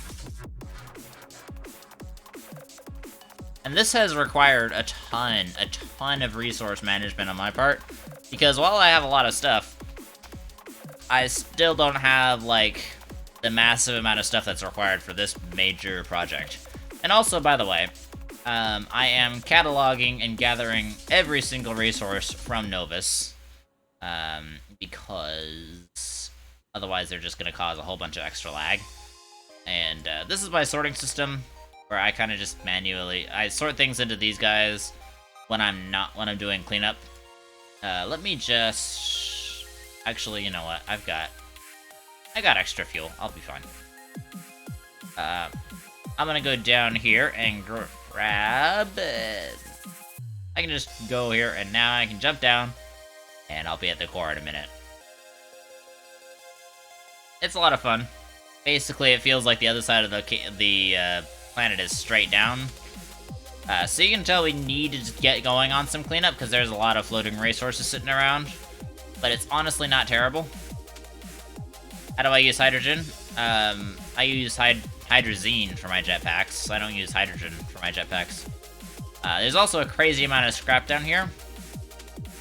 That was thanks to a nice little hotfix the devs put out that made the exo platforms killable by explosives. And so it basically means that my bombs, which were reusable, were no longer reusable.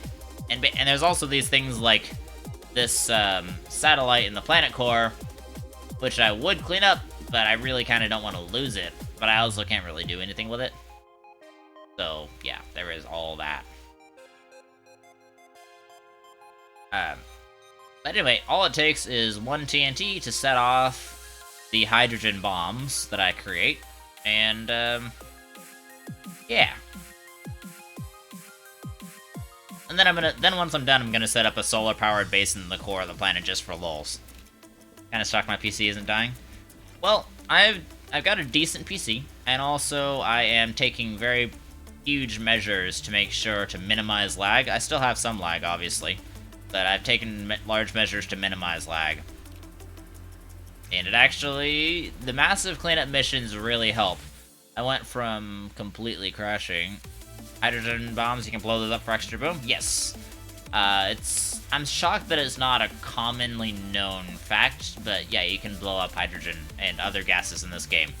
And because hydrogen and other gases are infinite, you know, that makes for a lot easier than printing up a bunch of dynamite, which is actually really expensive. Basically, if I were to make everything out of dynamite, I would need to generate organic from soil, and I'd basically be trading one planet for another. I'd be getting rid of 2 planets at once, which I don't really want to do. I'm gonna put these 2 on here.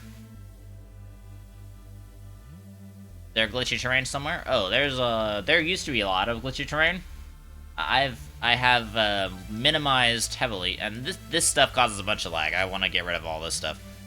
And here you're thinking you're mining all that dirt and refining it. No. That's, if you want to talk about painful, that's painful. Are those from a mod or just a container? No, these are not from a mod.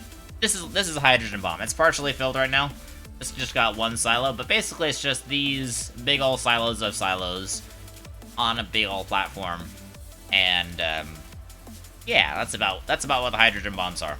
So all that hydrogen I take over from the farms, and I need to make the bombs for this next session. So we're gonna go through the system. This is my bomb making area.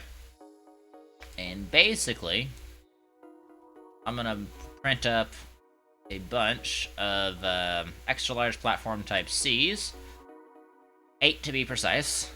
So every single round has 8. And if you look at my save file backup record, we've done round number 38. That was the last round that we did. Down here, I went and activated a single gateway on the in the planet, so that way the core would unlock. I have not activated the core yet. Good luck, man. Gonna run. Thanks a bunch, dude. I will hope to see you around sometime soon. Let's see. Oh yeah, so around detonation round number 6, I crashed my game because I didn't take care of cleanup from detonation rounds 1 through 6. Which, wait a second. That's a suspiciously low number of things. I'm pretty sure I put, like, before Big Boom number 1 as well. That's not... Wait, why am I dying? Oh, my stupid oxygenator was off. That's why. Sorry about that. I was like, why am I dying? I was looking at my... I'm used to having my oxygenator on. I took off my RTGs for 1 second and turned it off because I didn't want all my power going to it, and yeah, that's what happened. This is what happens when you don't pay attention, guys. Alright, let's put these over here. Turn you on. For crying out loud. Okay, so we're gonna need to make the platforms today. And I calculated it out, so these large storage silo A's, these will print up exactly enough medium storage silos for 2 bombs. 2 entire bombs. And then I'm gonna take... I need to get more steel. Right. So this steel, when this large storage is filled up with steel, then it completely, that's enough for the entire round. I'm gonna halt printing here. And I'm also gonna halt printing here. I'm gonna go, because when you go off planet while printing, weird things happen, so I'm gonna halt printing while I'm gone. Wait for everything to finish. Okay, looks like everybody's finished. So, we need to run over to, Glacial and bring back some steel. I don't really know for sure if I have... I know I've got some steel on hand, but I'm not for sure how much I've got on hand. So I may end up using my backup steel for now, so we'll have to probably create more steel later on. But steel is pretty darn cheap. As I've got tons of iron and tons of... and I can make carbon on the spot.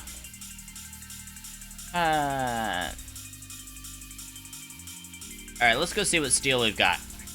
What do we have in the way of steel over in the storage? I try to keep at least 400 of something in stock at all times. Okay, you're steel, and you're steel. Okay, I already prepped for this. Past me is a genius, clearly.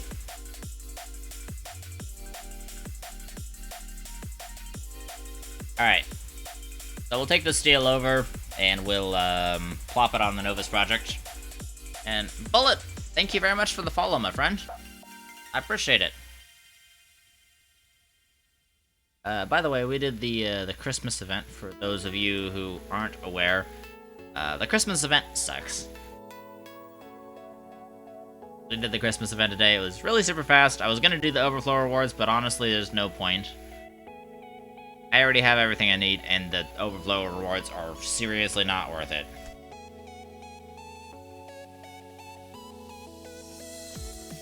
Alright. I'm gonna put this steel, output it. Alright, let's resume printing here. And let's resume printing over here. Ah! Be helpful if I placed it on the actual platform. And our present and future you geniuses too? Usually they're kind of stupid. My experience, at least. Wow, thank you very much for the 200 bits, Bullet. I hope I give some inspiration, because honestly, this game is a really great game, and my hugest problem with it is that it's super ridiculously easy. And so it feels like after you get to a certain point, it feels like, okay, well, there's nothing left to do in this game. Whereas in Minecraft, like, you'll start to, like, keep building your base. After a while, you'll get tired of it, but not nearly as fast as, like, Astroneer.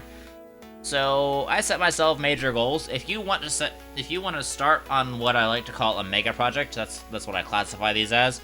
Then I would say start on start by getting a 400 silo of nanocarbon alloy.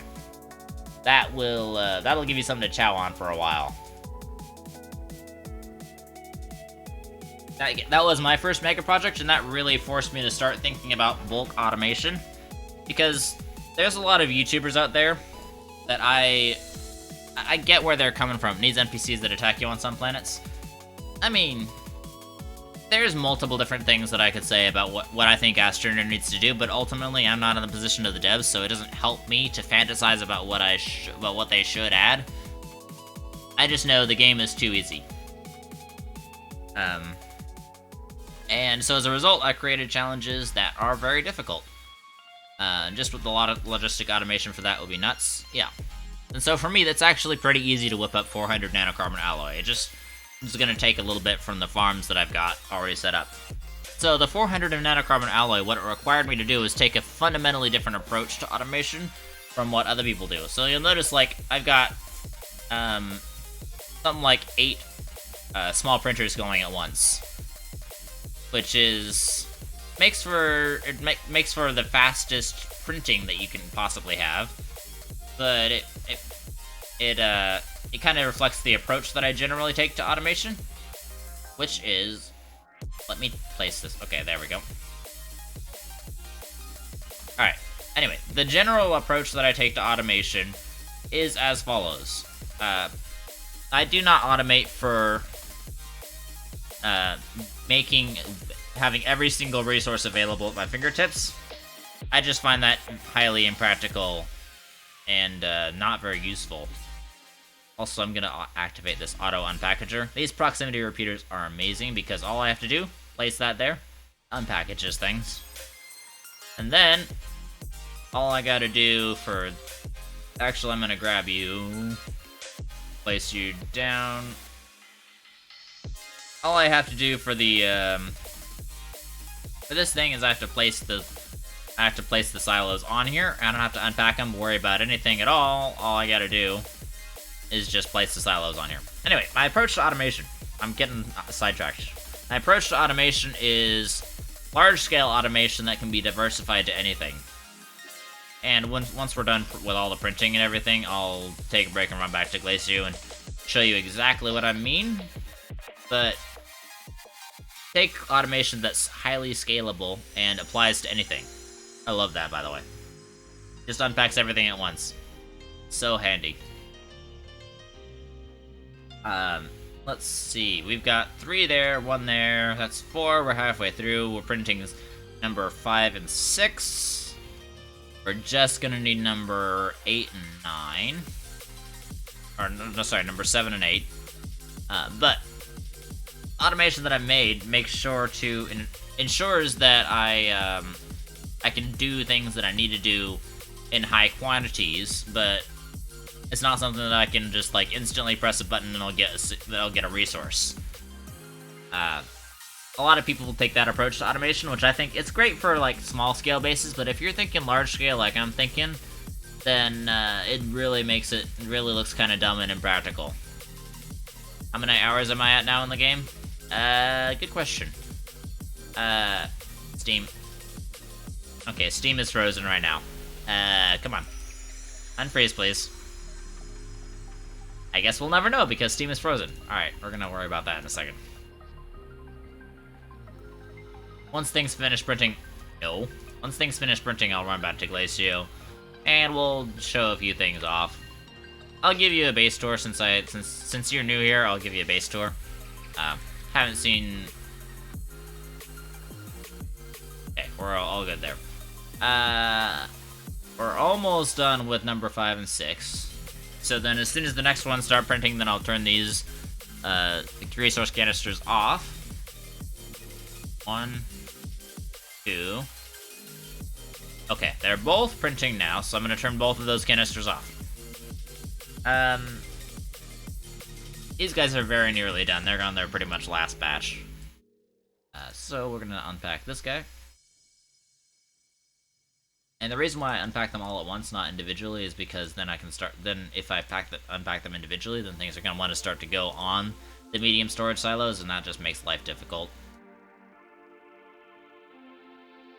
But I no longer have to do F, move my mouse, F, move my mouse, F, move my mouse, which is really, after the first 1,000 or so of these medium storage silos, it really gets tedious. Okay, that should be the last batch of these printing. Alright. Okay, here we go. Astroneer. Here we go. Total hours, 1,927. So that's what I'm at right now.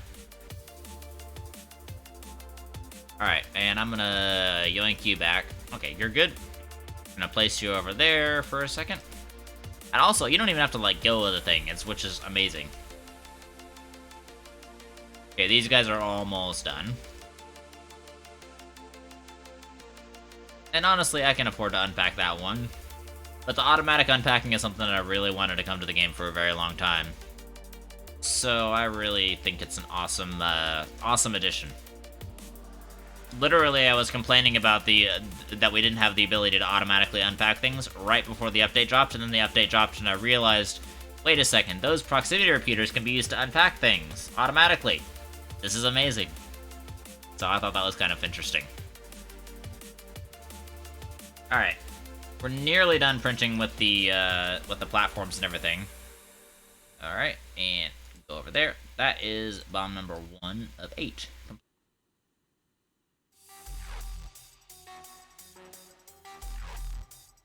I'm gonna put this over here. So I just stack up the bombs down here, down this aisle. This center bit is where the bombs usually go, so not a huge deal.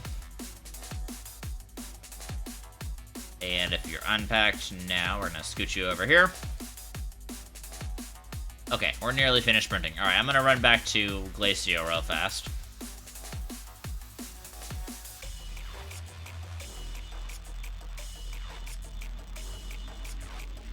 So yeah, that is the Novus Project currently. And we're at a decent amount. I predicted about 100 rounds or so to destroy the planet. And so far we're decently on track.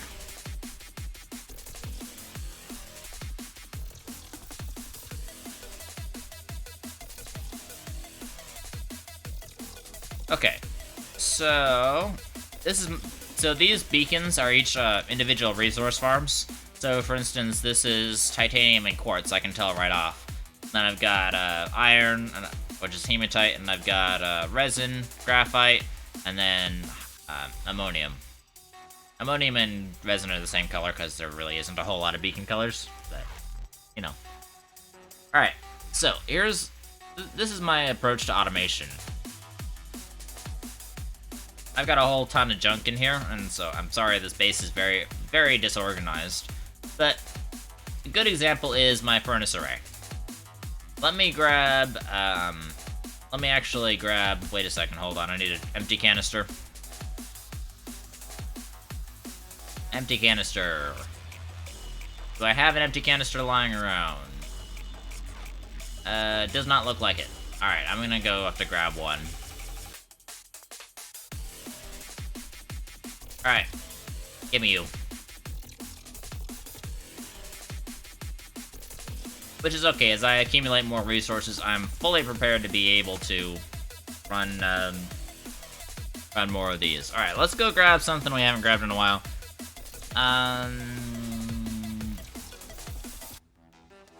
Let's check on... Okay, so I check on titanium pretty regularly. I haven't checked on quartz in a while. And you know what, we could put some extra quartz in. I also haven't checked on aluminum in a while, but I really, really don't use aluminum that much. My main resources that I use are like titanium, and that's about it. Because it takes something like 800 titanium per round. It's more like 746, but that's not as easy to remember as like 800 titanium. So I'm gonna go over here, which is where the quartz farm is, and then we go down. So basically, I just made the farm underground, and then I drilled upwards as far as I could until I hit the surface, and then put a launch pad there. And then the farms just are where they are underground, and I can easily go.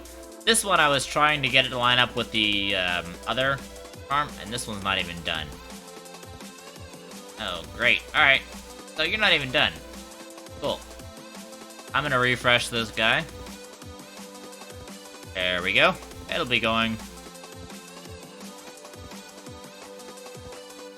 Alright. So, yeah, that's not even working. I could have sworn that I left that one at the top, but alright. Whatever. Anyway, I just tried to make this line up with the titanium farm because I didn't wanted to minimize the number of launch pads. But you don't have to do that. Anyway, titanium's down that hole. Let's go check on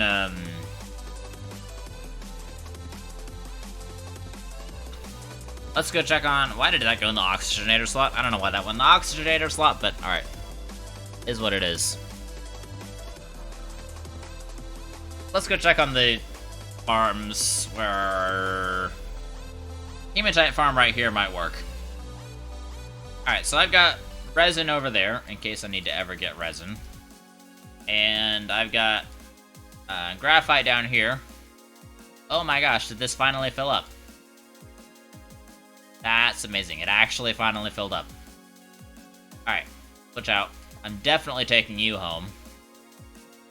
Because I'm running a bit low on graphite after I made a 400 of diamond. Which that might actually be a precursor for some people to nanocarbon, because diamond, while it's expensive, is a lot less expensive than nanocarbon alloy.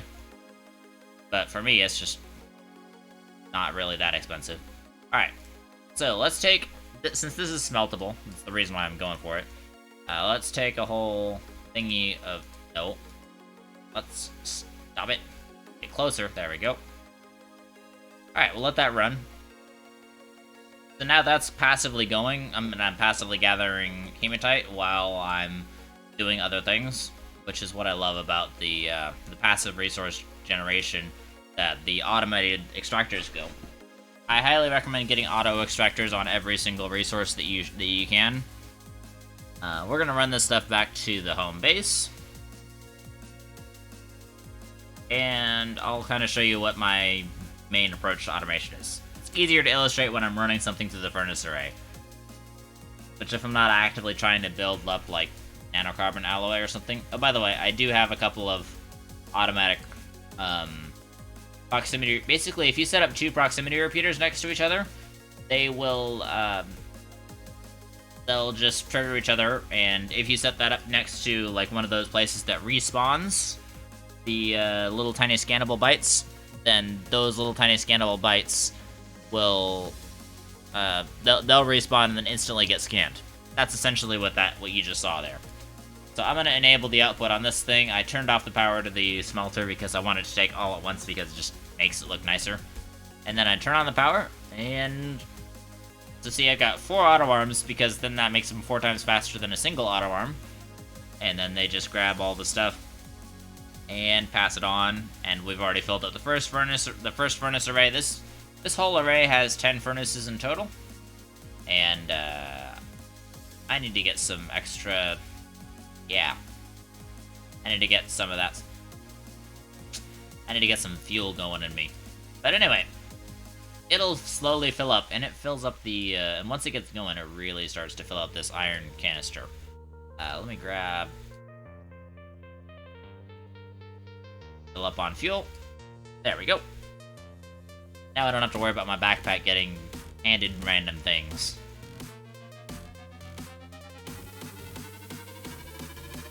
So yeah, then back here we have fewer auto arms because, again, we have lower traffic of items. And, so see how this iron came over here? Wasn't supposed to come over here. But, every so often that does happen, so I have this big ol' item filter over here. For every single smeltable item, there are 9. And it catches every single smeltable item and plops it over back there. slot of something. Since there are 12 tier 2 slots on a silo, if you use auto arms to put 12 package silos on once on it, there shouldn't be any slot with 2 boxes. What? 12 package silos at once?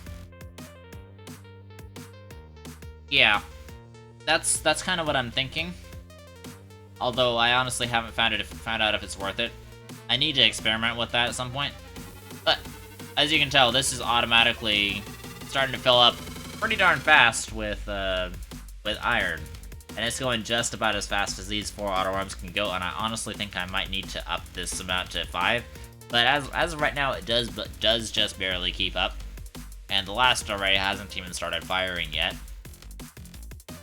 But we're already getting into pretty darn fast territory. So this is, at its peak, 10 times faster than your average smelter. So this type of thing, this can smelt anything. Anything that's smeltable in the game, it will smelt, and it will filter out the, it'll just take the, if I put, like, say, an iron on the output over here, not supposed to happen, but as you guys saw, it does happen on occasion. If stuff gets filled up, then it will then these unfiltered auto arms, which I rarely use unfiltered auto arms. These 2 auto arms won't put same things on the same tier 2 slot at a time. Haven't seen that behavior exhibited. I've seen kind of actually the opposite. How long does it take to recover playability in the game after you detonate a bomb? Oh no, the bombs just kind of build up playability, but let's follow this iron, shall we? So this iron gets put over here on a back little platform, and then this auto arm takes it from that platform, and it puts it over on the output section. So basically this filter just redirects every single thing onto the output platform, and then it just goes down the line. And the last thing is firing, so that's great. So yeah, we can see our iron just nice going over here. And this furnace has exactly enough power to operate, so that makes for a very nice setup. And then the iron, last thing that'll do is it'll go straight into this canister, which is already at 88. In the time that we've been talking, we've already smelted 91, 92, 93, 94, 95, 96. So yeah, this thing is ticking over pretty well. Similar approach to scrap here. And basically all that the scrap does is this will turn tungsten specifically, which I major into scrap, because tungsten printed into floodlights will give you 1.5 scrap per item. So it makes it really profitable if you just have like a tungsten auto extractor farm. But I mean, bombs just kind of build up resources in the core. They don't really like destroy playability. And yeah, if I would have to use 12 different auto arms to do something like that, but I'm really not sure if that's worth it. Because with auto arms, you have to filter out everything else, and you have to also filter out things based on location. We have a decent amount of graphite. Also, we have a decent amount of ammonium in backup if we should ever run out. If like our particular little ammonium farm gives out, we have all these resources of ammonium left over in case we need to grab some. So we should be fine. And we also have a ton of hydrazine built up, something like 5,000. I haven't done the exact math in a while. But having this much fuel does allow me to go for nice little fun excursions. And usually in this thing, this guy is a rocket rover. Basically, this has just a normal rover with a bunch of fuel on the front and rockets on the back. Like, it doesn't get much more fun than that. Let's see.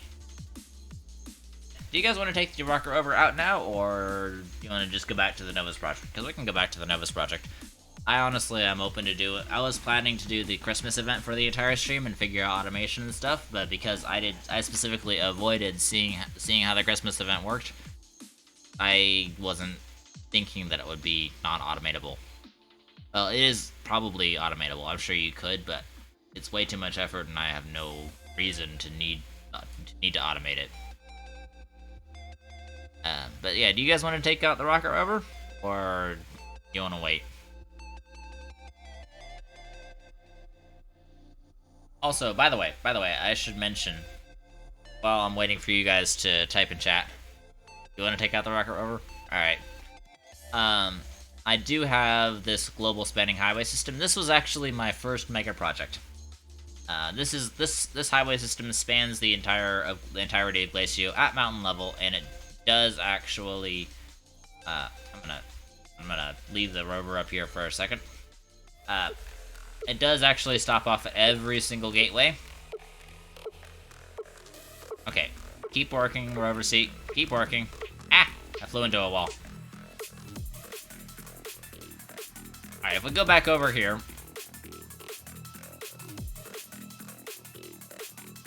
Okay, the rover seat's still working. That feature's been a little bit sketchy recently. This is my paver. This guy did all the work for the highway system that's over there.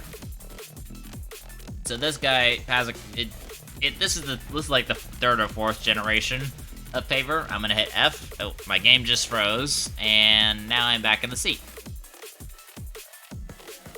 Because I had right-click held, because I'm on PC, I had right-click held in the seat, so I was still able to interact with it from miles away, which is really honestly helpful. Anyway, so that single rover helped build this entire thing, and that rover has enough soil capacity to be able to completely circumnavigate Glacio at mountain level while building a highway.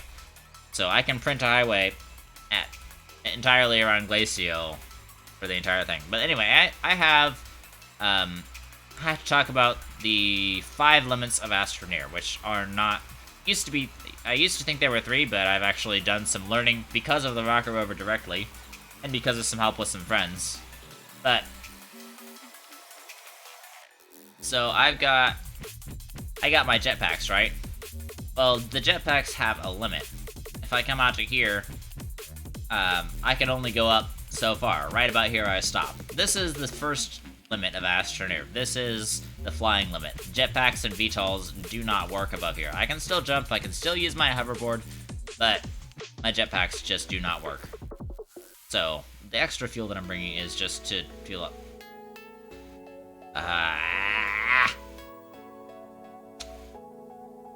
Hold on. I need to go down to fix that. I'm missing a hematite.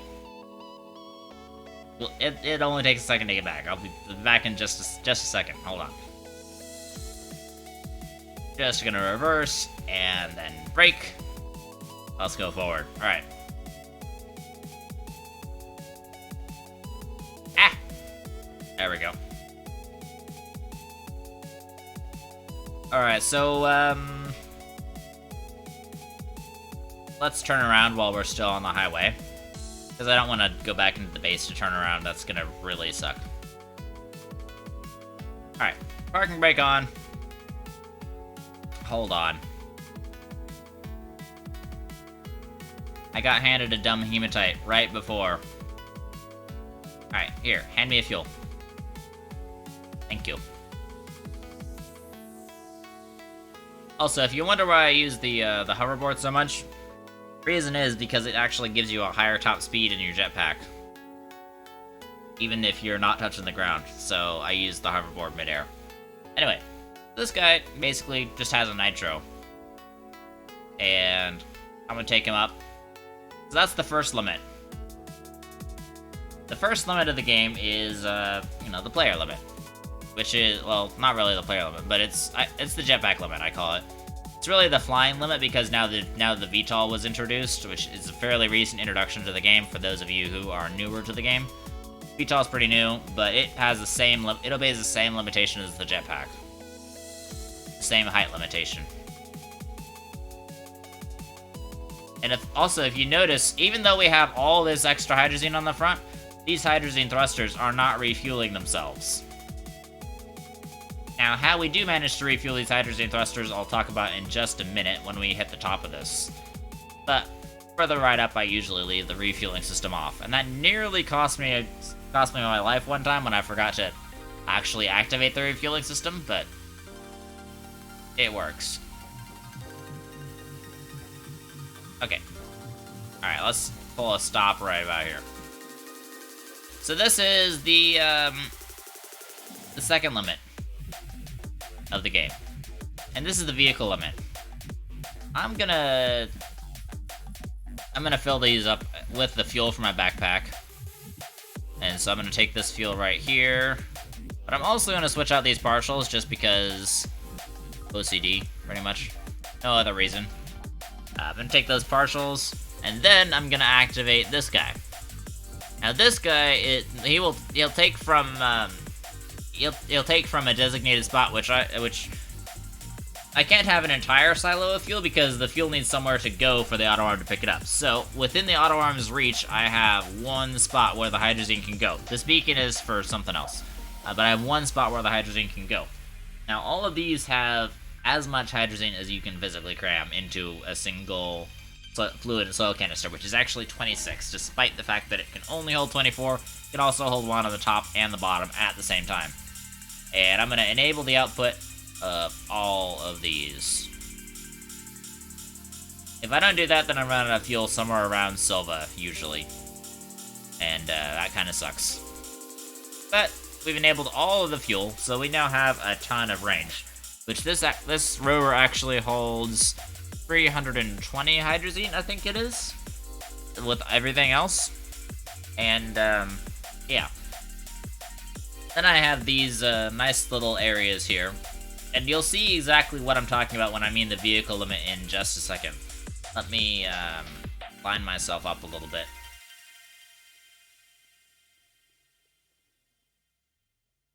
Alright. Here we go. Good.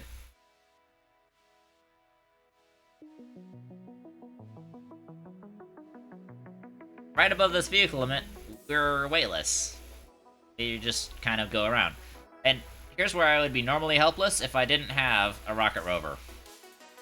So these rockets allow me to move around however the heck I want, even though the rover is weightless. The rover just functions like it does in the air, which you can actually set it to function a couple of different ways. But I used my knowledge of from Kerbal Space Program to help me figure out how to maneuver around in here. And honestly, it's easier if you have it set to pitch plus yaw, because yaw allows you to go side to side like this. The other way is pitch plus roll, which really honestly kind of sucks. Makes it very difficult to actually maneuver around quickly. So, if you'll notice, I was able to still keep terrain going up here, but it was player-only terrain. I couldn't use the paver above there, because the rovers are weightless, so it's kind of hard to use the pavers when the rovers are completely weightless. Alright, so I'm gonna land up here.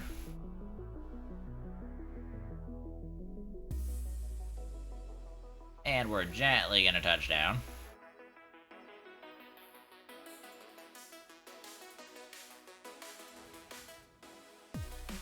Okay, are you good? Are you gonna stop? Please stop. Okay, you're not gonna stop. So we're just gonna go... Okay, that works. So now you can see now the wheels start to turn. So now I'm kind of in ground control mode, even though I'm not actually touching the ground. So the rover's decently static, but it's a little bit hard, so I'm gonna hold right-click on the rover seat so I can, even if it goes out of range. Anyway, so hoverboard works up here, jetpacks do not. I'm a little bit nervous about that, because the right-click has been a little unreliable, but basically, look how you can look through this terrain right here. This is the terrain limit of the planet. Beyond this, no terrain at all can be built. And I mean no terrain at all. If the player runs past this limit manually, the player will get stuck. You can get around this with something like a seat, but it's just generally easier to run around with a vehicle, because the vehicle doesn't get frozen, but the player does. So if I were to get out right this second, I would be frozen in place, and I would not have a good time because the rover would be floating away from me. This does not last, but this is This is the third of the limits in the game. And we're kind of turning, so I'm gonna go this way. Alright, so if you'll notice, we lost our little smoke trails that were coming from the wheels, which at first might be annoying, but I've honestly found that they're actually quite essential. I am gonna scoot you over here, though, because they basically tell you very quickly what your velocity and direction of velocity is. And with no in-game instruments to indicate that, of course you want to, figure out what your velocity is. By the way, that's a small buggy that I lost. Somewhere out there is like 15 buggies that I've lost in all of this. And yeah. There's basically I just didn't know what I was doing. But now I do know what I'm doing, so we're gonna be good to make this landing. Looks like we're decently on track. I'm gonna punt us over to the side a little bit. And forward a bit. And then I'm gonna land plop nicely back on this platform. And suddenly physics takes over and we can drive again. Although, I'm not gonna stop here, because as I'm sure you can imagine, there's a lot of things we can do. I just wanted these trails back. Now I can immediately tell roughly how fast I'm going and the exact direction that my velocity is. So if I need to align myself retrograde to where I'm going, all I have to do is that. Whereas if I don't have it, I have to figure out based on how the wheels spin, because the wheels do spin based on velocity, the wheels do not spin based on whether or not you're pressing the W key, which is quite handy. Anyway, up here, I have something that kind of illustrates another limit in the game. I call it I'm gonna call it the beacon limit, and it comes after the terrain limit. So you can't build any terrain up there, but you can build, that's actually why we have a beacon on here, because you see how right now the beacon is still working, so just kind of keep an eye on that beacon, and I'm gonna head over to this bit right up here. And by the way, that little dot in the horizon, that is the triangle. If we go to that, we'll actually go to the actual triangle. Without a shuttle. I'm gonna retrograde burn here.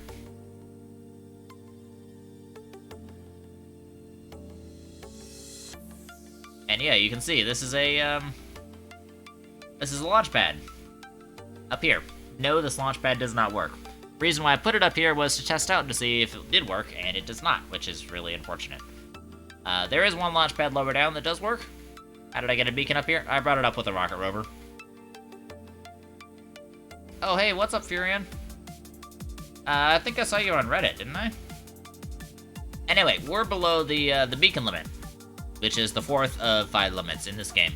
The beacon limit is, where the beacons and everything will stop working. The compass stopped working, by the way, up top, as soon as I hit the vehicle limit. I don't know why. I just know that is what it is. And sadly, I was gonna make the launch pad here, then I was gonna build a base there, but the launch pad doesn't work up here. So that's why I chose a launch pad and not something else, because I could see then if it was actually functioning from down below. How are you doing, Furia? All right. Let's see, where is... There it is. Alright, so that's gonna be our destination. We're talking about shredders? Yes, we were. Once I get back down to Glacial, I'll show you my shredder array and how I use it the way I use it. Anyway, we're gonna run over, and if you'll notice, the beacon will stop working at some point here fairly soon. Oh, it just stopped working. Pretty sure. Yep, it stopped. It stopped. Nope, it hasn't stopped yet. Never mind. Will stop eventually. Oh, right there. I don't know if you guys just saw it, but the beacon literally just stopped working right there. And now we're headed out to the 5th limit, which is going to be the switch limit. Basically, it's the actual real limitation of the actual planet. And this is shaped in a box, as I have discovered with a friend of mine. It's not spherical. It's shaped in a box. Everything in this game is actually shaped in a box and aligned in a grid. But yeah, it's the only limit that's roughly spherical is the I believe it's the only limit that for sure we know is spherical is the jetpack limit, because that follows the cloud line. That's about it. The vehicle limit might be square, but I haven't really found a really good way to test it without putting down a whole ton of soil everywhere and constantly bumping up against it. So I think I have reason to believe that it might be spherical, but we don't know for sure. So for the sake of basically managing things, we're just gonna call it spherical. Anyway, I'm headed over to the triangle. As you can see, the triangle is slowly getting bigger, and that is the actual real triangle. That's not the fake one that you click on. So all of this stuff just switched over. We just crossed that last border. So you see where we're coming from? Let's say if I wanted to go right back there, let's just burn retrograde. And we're going kind of close. Go that way a little bit. Maneuvering in space in Astroneer is not good. Alright, now we're kind of headed back. So see, now we're headed straight towards Glacio. So there's an invisible box right there. And we're kind of headed from the triangle now. But I do want to actually go to the triangle. So we're going to put a stop to that. So we're going to head back to the triangle. Also, if you'll notice, the auto arm is very nice in taking care of me. The auto arm is refueling the thrusters as we go. Without that, this entire thing would not be possible. The auto arm is literally what makes it possible, because shockingly, these do not refuel themselves if there's fuel on board. I think it's designed to be so that way you can haul fuel with a shuttle. So I understand it. So that switch right there, we just passed the border between the planet and the actual, what I call triangle space. I used to call this interplanetary space, but really, since I actually learned what how the planets are actually oriented, and they're oriented in like a string, they're not actually oriented in such a way that it's easy to get to them from this particular spot. So this is not a central location. This is kind of off to the side. The planets are all in like like beads on a string, basically. And then after I discovered all this personally, then I discovered, oh, everybody already knows this, which was kind of sad. So I was like, I wanted to be the first one to discover all this cool stuff. Although we do have, I have a friend of mine who was a fellow streamer. He's not here, but he's a fellow streamer, and he actually walked from DeSolo to Glacio. And in case you guys don't know, DeSolo is physically right next to Glacio, and he walked from DeSolo to Glacio because those 4 boundaries that I was talking about. Oh dear, boundary 4 and 5. Those are actually no, it's 3 and 4. Sorry, boundaries 3 and 4 are inverted on moons apparently. Is the sun deadly? The sun is a lie. There is no sun. Which is sad, but there is no sun. Just to prove it, there's no gravity here, but you'll hit a certain area around the triangle that has like a little bit of gravity. But just to prove it, we're just gonna go down past the triangle. We'll go land at the triangle in a bit, but we're just gonna go dive into the sun because we can. So yeah, very bright, and it's kind of hard to see anything when you're headed into the sun. I really hoped that it was actually gonna be like a sphere or something. Yeah, it's disappointing because I hoped it would be like, I could like, because imagine building a sun base and then getting to it via rocket rover. Like, how cool is that?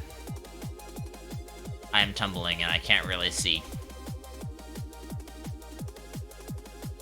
It's very bright though, I will give them that.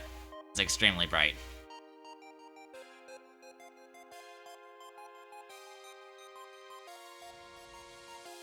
Alright, let's go. We're getting very close to the sun. Very, very close to the sun. And I'm struggling to hold my position correctly. And now we're inside the sun. So, yeah. That's sad. Very, very sad. I think it's a missed opportunity for an Easter egg. But, you know, I kind of understand why. I don't think the devs were really expecting anybody to go to the sun. But then again, they did add some features that would make it a little bit that would make Rocket Rover a little bit easier. Rocket Rover travel a little bit easier, as far as I'm aware. I don't really know what they changed, but yeah, now we're gonna go back up out of the sun.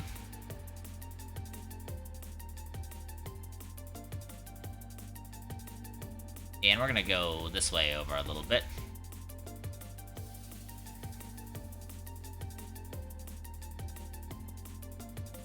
And we're gonna land on the triangle. Basically, the triangle has a sphere of gravity around it, or it's either a sphere or a column of gravity. I don't really know the shape of it, but it has a sphere or a column or something of gravity around it. So if you get too close, you'll fall. And eventually you'll stop falling, but you'll still be headed down towards the sun. And I'm just trying to skirt around it until I'm above above the triangle, so that way I can just land directly on the triangle.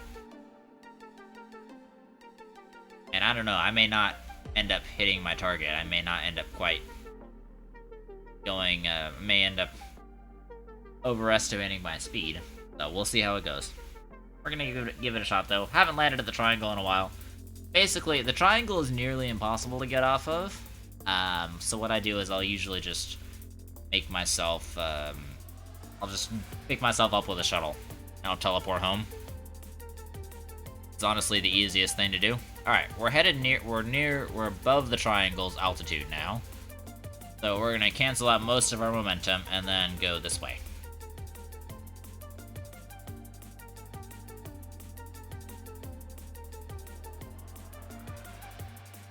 Alright, so we should be good right about here. I don't think it's quite enough momentum to make it through. Because everything in Astroneer loses momentum in space. Space has drag, which doesn't make any sense. We may be actually above the gravity sphere, which would be helpful. It looks like we're above the gravity sphere, because we're well within the place where we should be influenced by it. Alright, we're gonna try to stop directly over top of the sphere, or of the triangle. Alright, now we're in the shadow of the triangle. Uh-oh, I lost my trails, but went too slowly.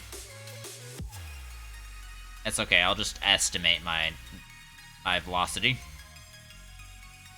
I have a decent amount of experience doing this, so we'll still be able to get there.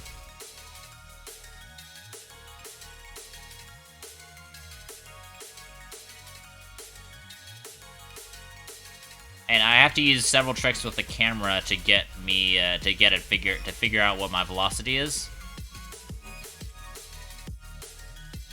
Yeah, now I think we might have entered the gravity sphere.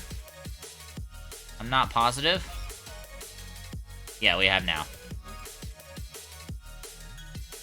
And I'm firing right here, so that way I land instead of burying a whale inside. Yeah, now as soon as I enter, all of the planets get going, except for one, which is that one's actually Novus. And I'm gonna turn off the auto arm. But yeah, that is pretty much all that's required. I am going to disable this, disable that, disable that. I'm going to disable all of my full tanks, which surprisingly we used a very low amount of fuel. Despite being extremely inefficient, these rovers actually don't use up a ton of fuel. Alright, then let's fill this guy up. So that way we don't end up with the fuel going everywhere.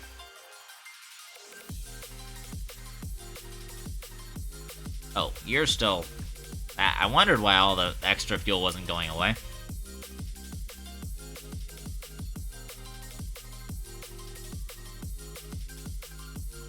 Wow. Did we actually go through that little fuel? Why is it impossible to get off of it? Quick answer. That's why it's impossible to get off. This wall makes it very hard. It goes up pretty darn high, too. And it's not very easy to see how high up it goes, and there's also not really a lot of ways to jump. The only ways I've actually gotten off successfully twice are using basically this thing as a ramp and then trying to boost off of this guy. It's really not easy, and it's really not reproducible reliably. I think we used up less than the extra backup budget of fuel. That's crazy. Still got a couple hydrogen canisters on there. We did not use up a lot of fuel at all. Well, that's interesting.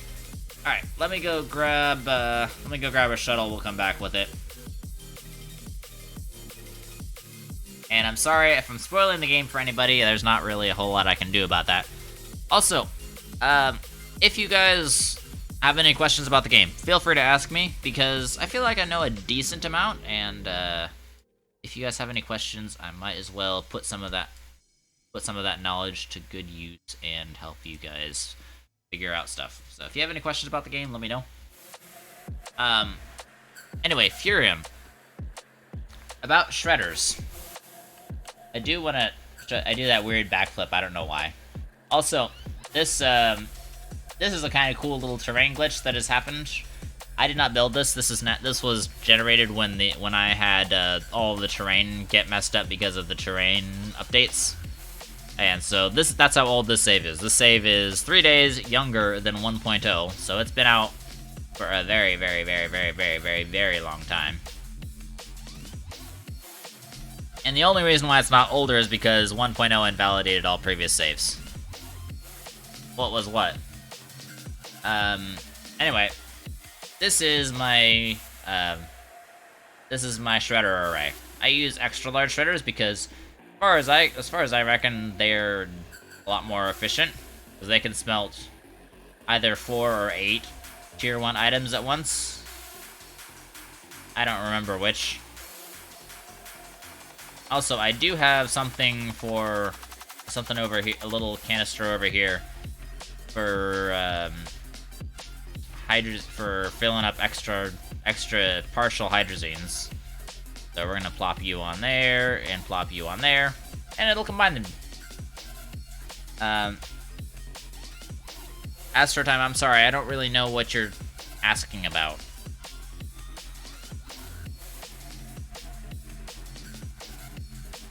There was something in the core?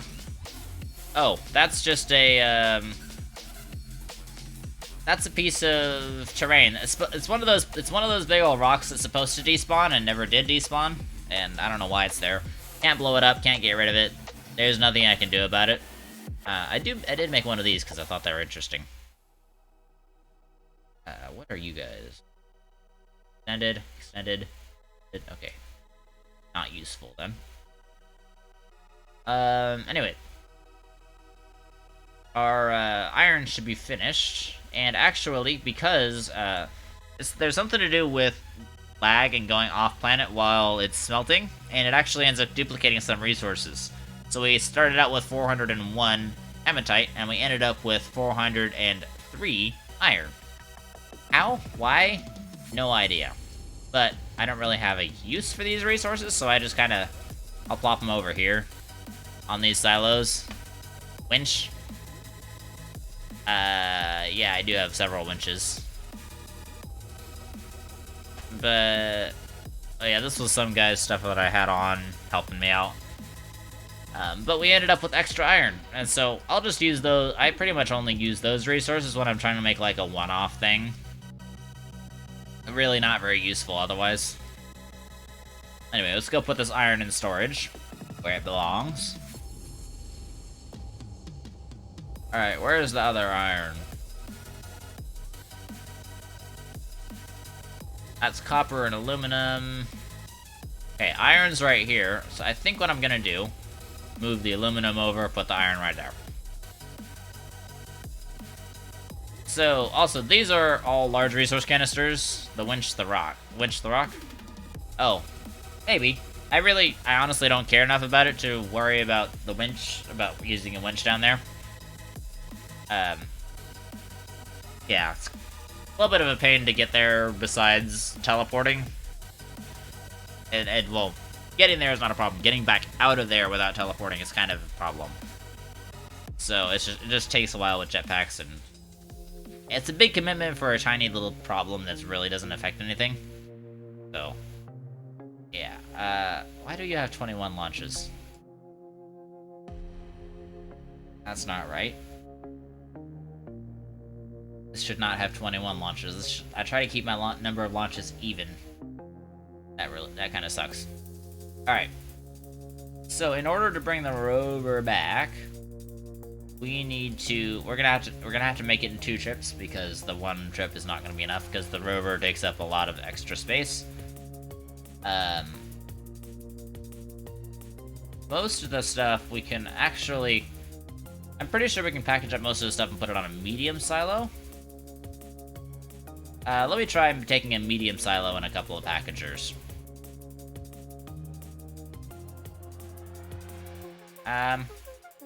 Here, let's grab this. I don't know, I might be able to make it in 1 trip, we'll see. I'm not gonna need nearly that many packagers, but that'll at least get us there. Oh, by the way. So you know, you guys saw that small triangle that I went to, right? So if I go carefully around Glacio, it's kind of hard to see sometimes, but right about here, you can actually see that's the rock. That's the triangle. If I click here and I actually look, because I know roughly where it is, it's right about over there-ish. And if I, let's see, so I'm coming from over there, right there. See right there? Now, watch, I'm gonna click on this right here, and I click, and all of a sudden it's as if I'm in the interplanetary view, and I end up at the triangle, which is really weird and kind of fun. So the triangle can be accessed from the planetary view, which is really doesn't make a huge difference, but it's fun. Alright, let's go down here. So, as far as let's grab a packager. I'm gonna grab this, and we should be able to package up all of this stuff. And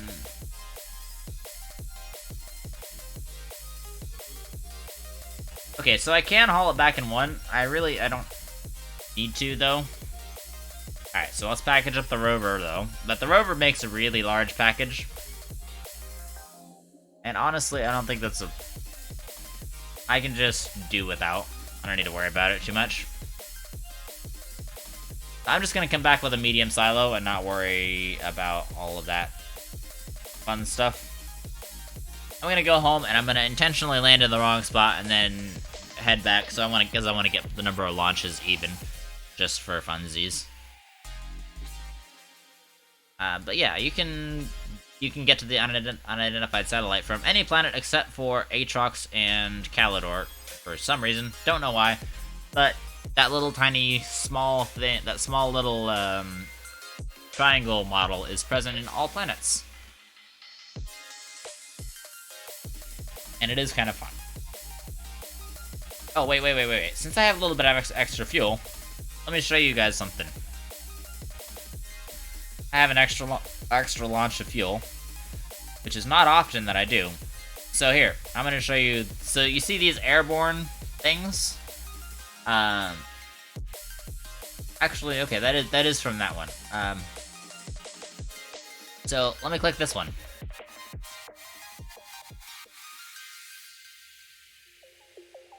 Suddenly, I can land up here. This is the layer that I showed you guys, which is the player limit. Anyway, I thought this was kind of fun because I can just land up here casually. No big deal. And it just I orbit underneath it so that the rocket basically just takes a jump and a dive and out. It's just kind of hilarious to me. It just kind of hops over the edge, and if terrain was there, it would just go straight through the terrain. I don't know why it would just go straight through the terrain, but rockets are strange in this. It only, the launch pad being obstructed only looks for stuff above, it doesn't look for stuff beneath. Even then, it only looks a certain amount above. Okay. Exit, and then I'm gonna take this guy. And, let's... how to reassemble him over there, where I can.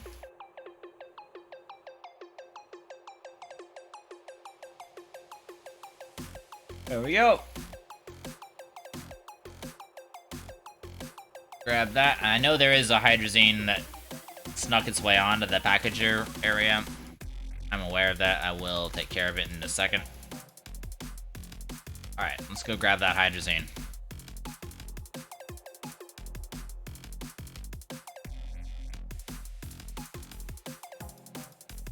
You know what? I'm just gonna leave it on my back. Come on. Just gonna leave that on my backpack for now. We'll print another packager to make sure that one's not full. Actually, do that right now. Alright, there's a packager. And it'll go on the missing slot. Wait, I need a silo first. On. Do I have an extra silo lying around somewhere? No, I'm just gonna grab one of these. Alright, after this we're gonna run back to the Novus Project and get to work on some of the bomb stuff from there.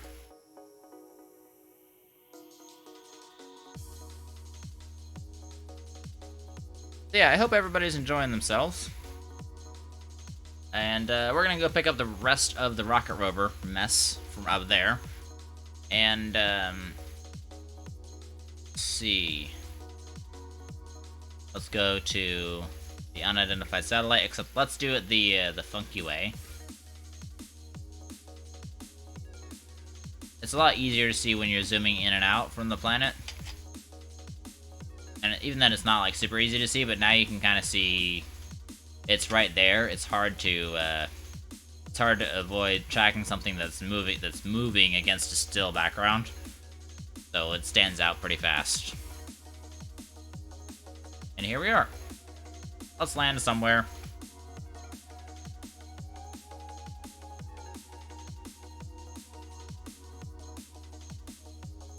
And we'll grab this. It is really nice that this hoverboard works everywhere. I think that really is that makes the hoverboard, in my opinion, one of the better additions to the game. That is just my opinion. Alright, I'm gonna put all the stuff on there. Good to go.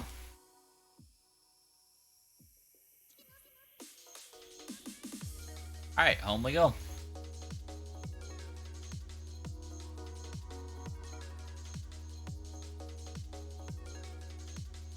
And here we are. Alright, let me pull up Edge real fast.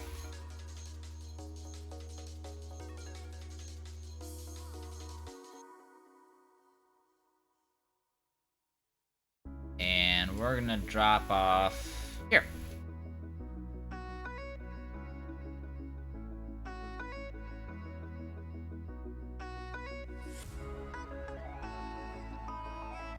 Okay. So, alright.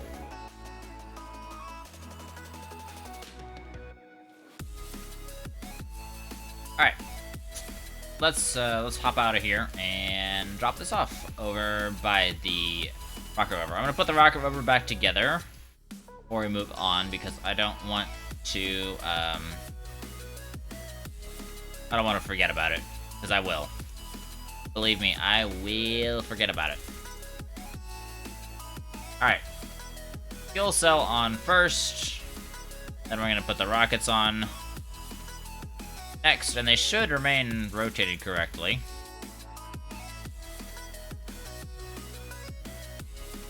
Then we're gonna put this here.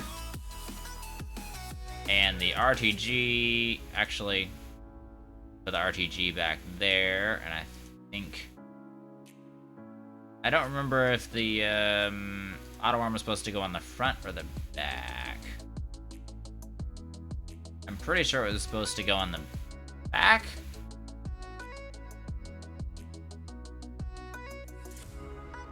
I think it's supposed to go on the back. I haven't put this thing back together in a while, so... Oh yeah, that definitely, that's much more like it. That's what I remember.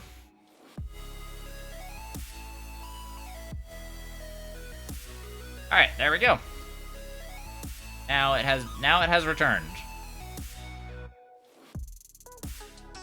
Alright, I'll refill this with hydrazine afterwards. Ah, welcome back. I'll refill that with hydrazine later, but we just brought the rover back. And, let's see. Oh, shoot. We're having a bit of a bite hit. I'm sorry about that. But I do actually have to head out. I'm not, able to keep streaming because I'm out of time. So that really sucks. I'll have to switch to the ending scene. Let's head over. I'm gonna raid somebody real fast because even though we've got only 2 viewers, might as well. Let's check on who's running Astroneer. Oh. My buddy Ghost is playing, so let's go raid him. Alright, if you guys want to stick around for the raid, you will get, you'll get 250 channel points, which is basically a half of a Dix per crate for free. And I didn't talk about Dix per at all today, which I really should have.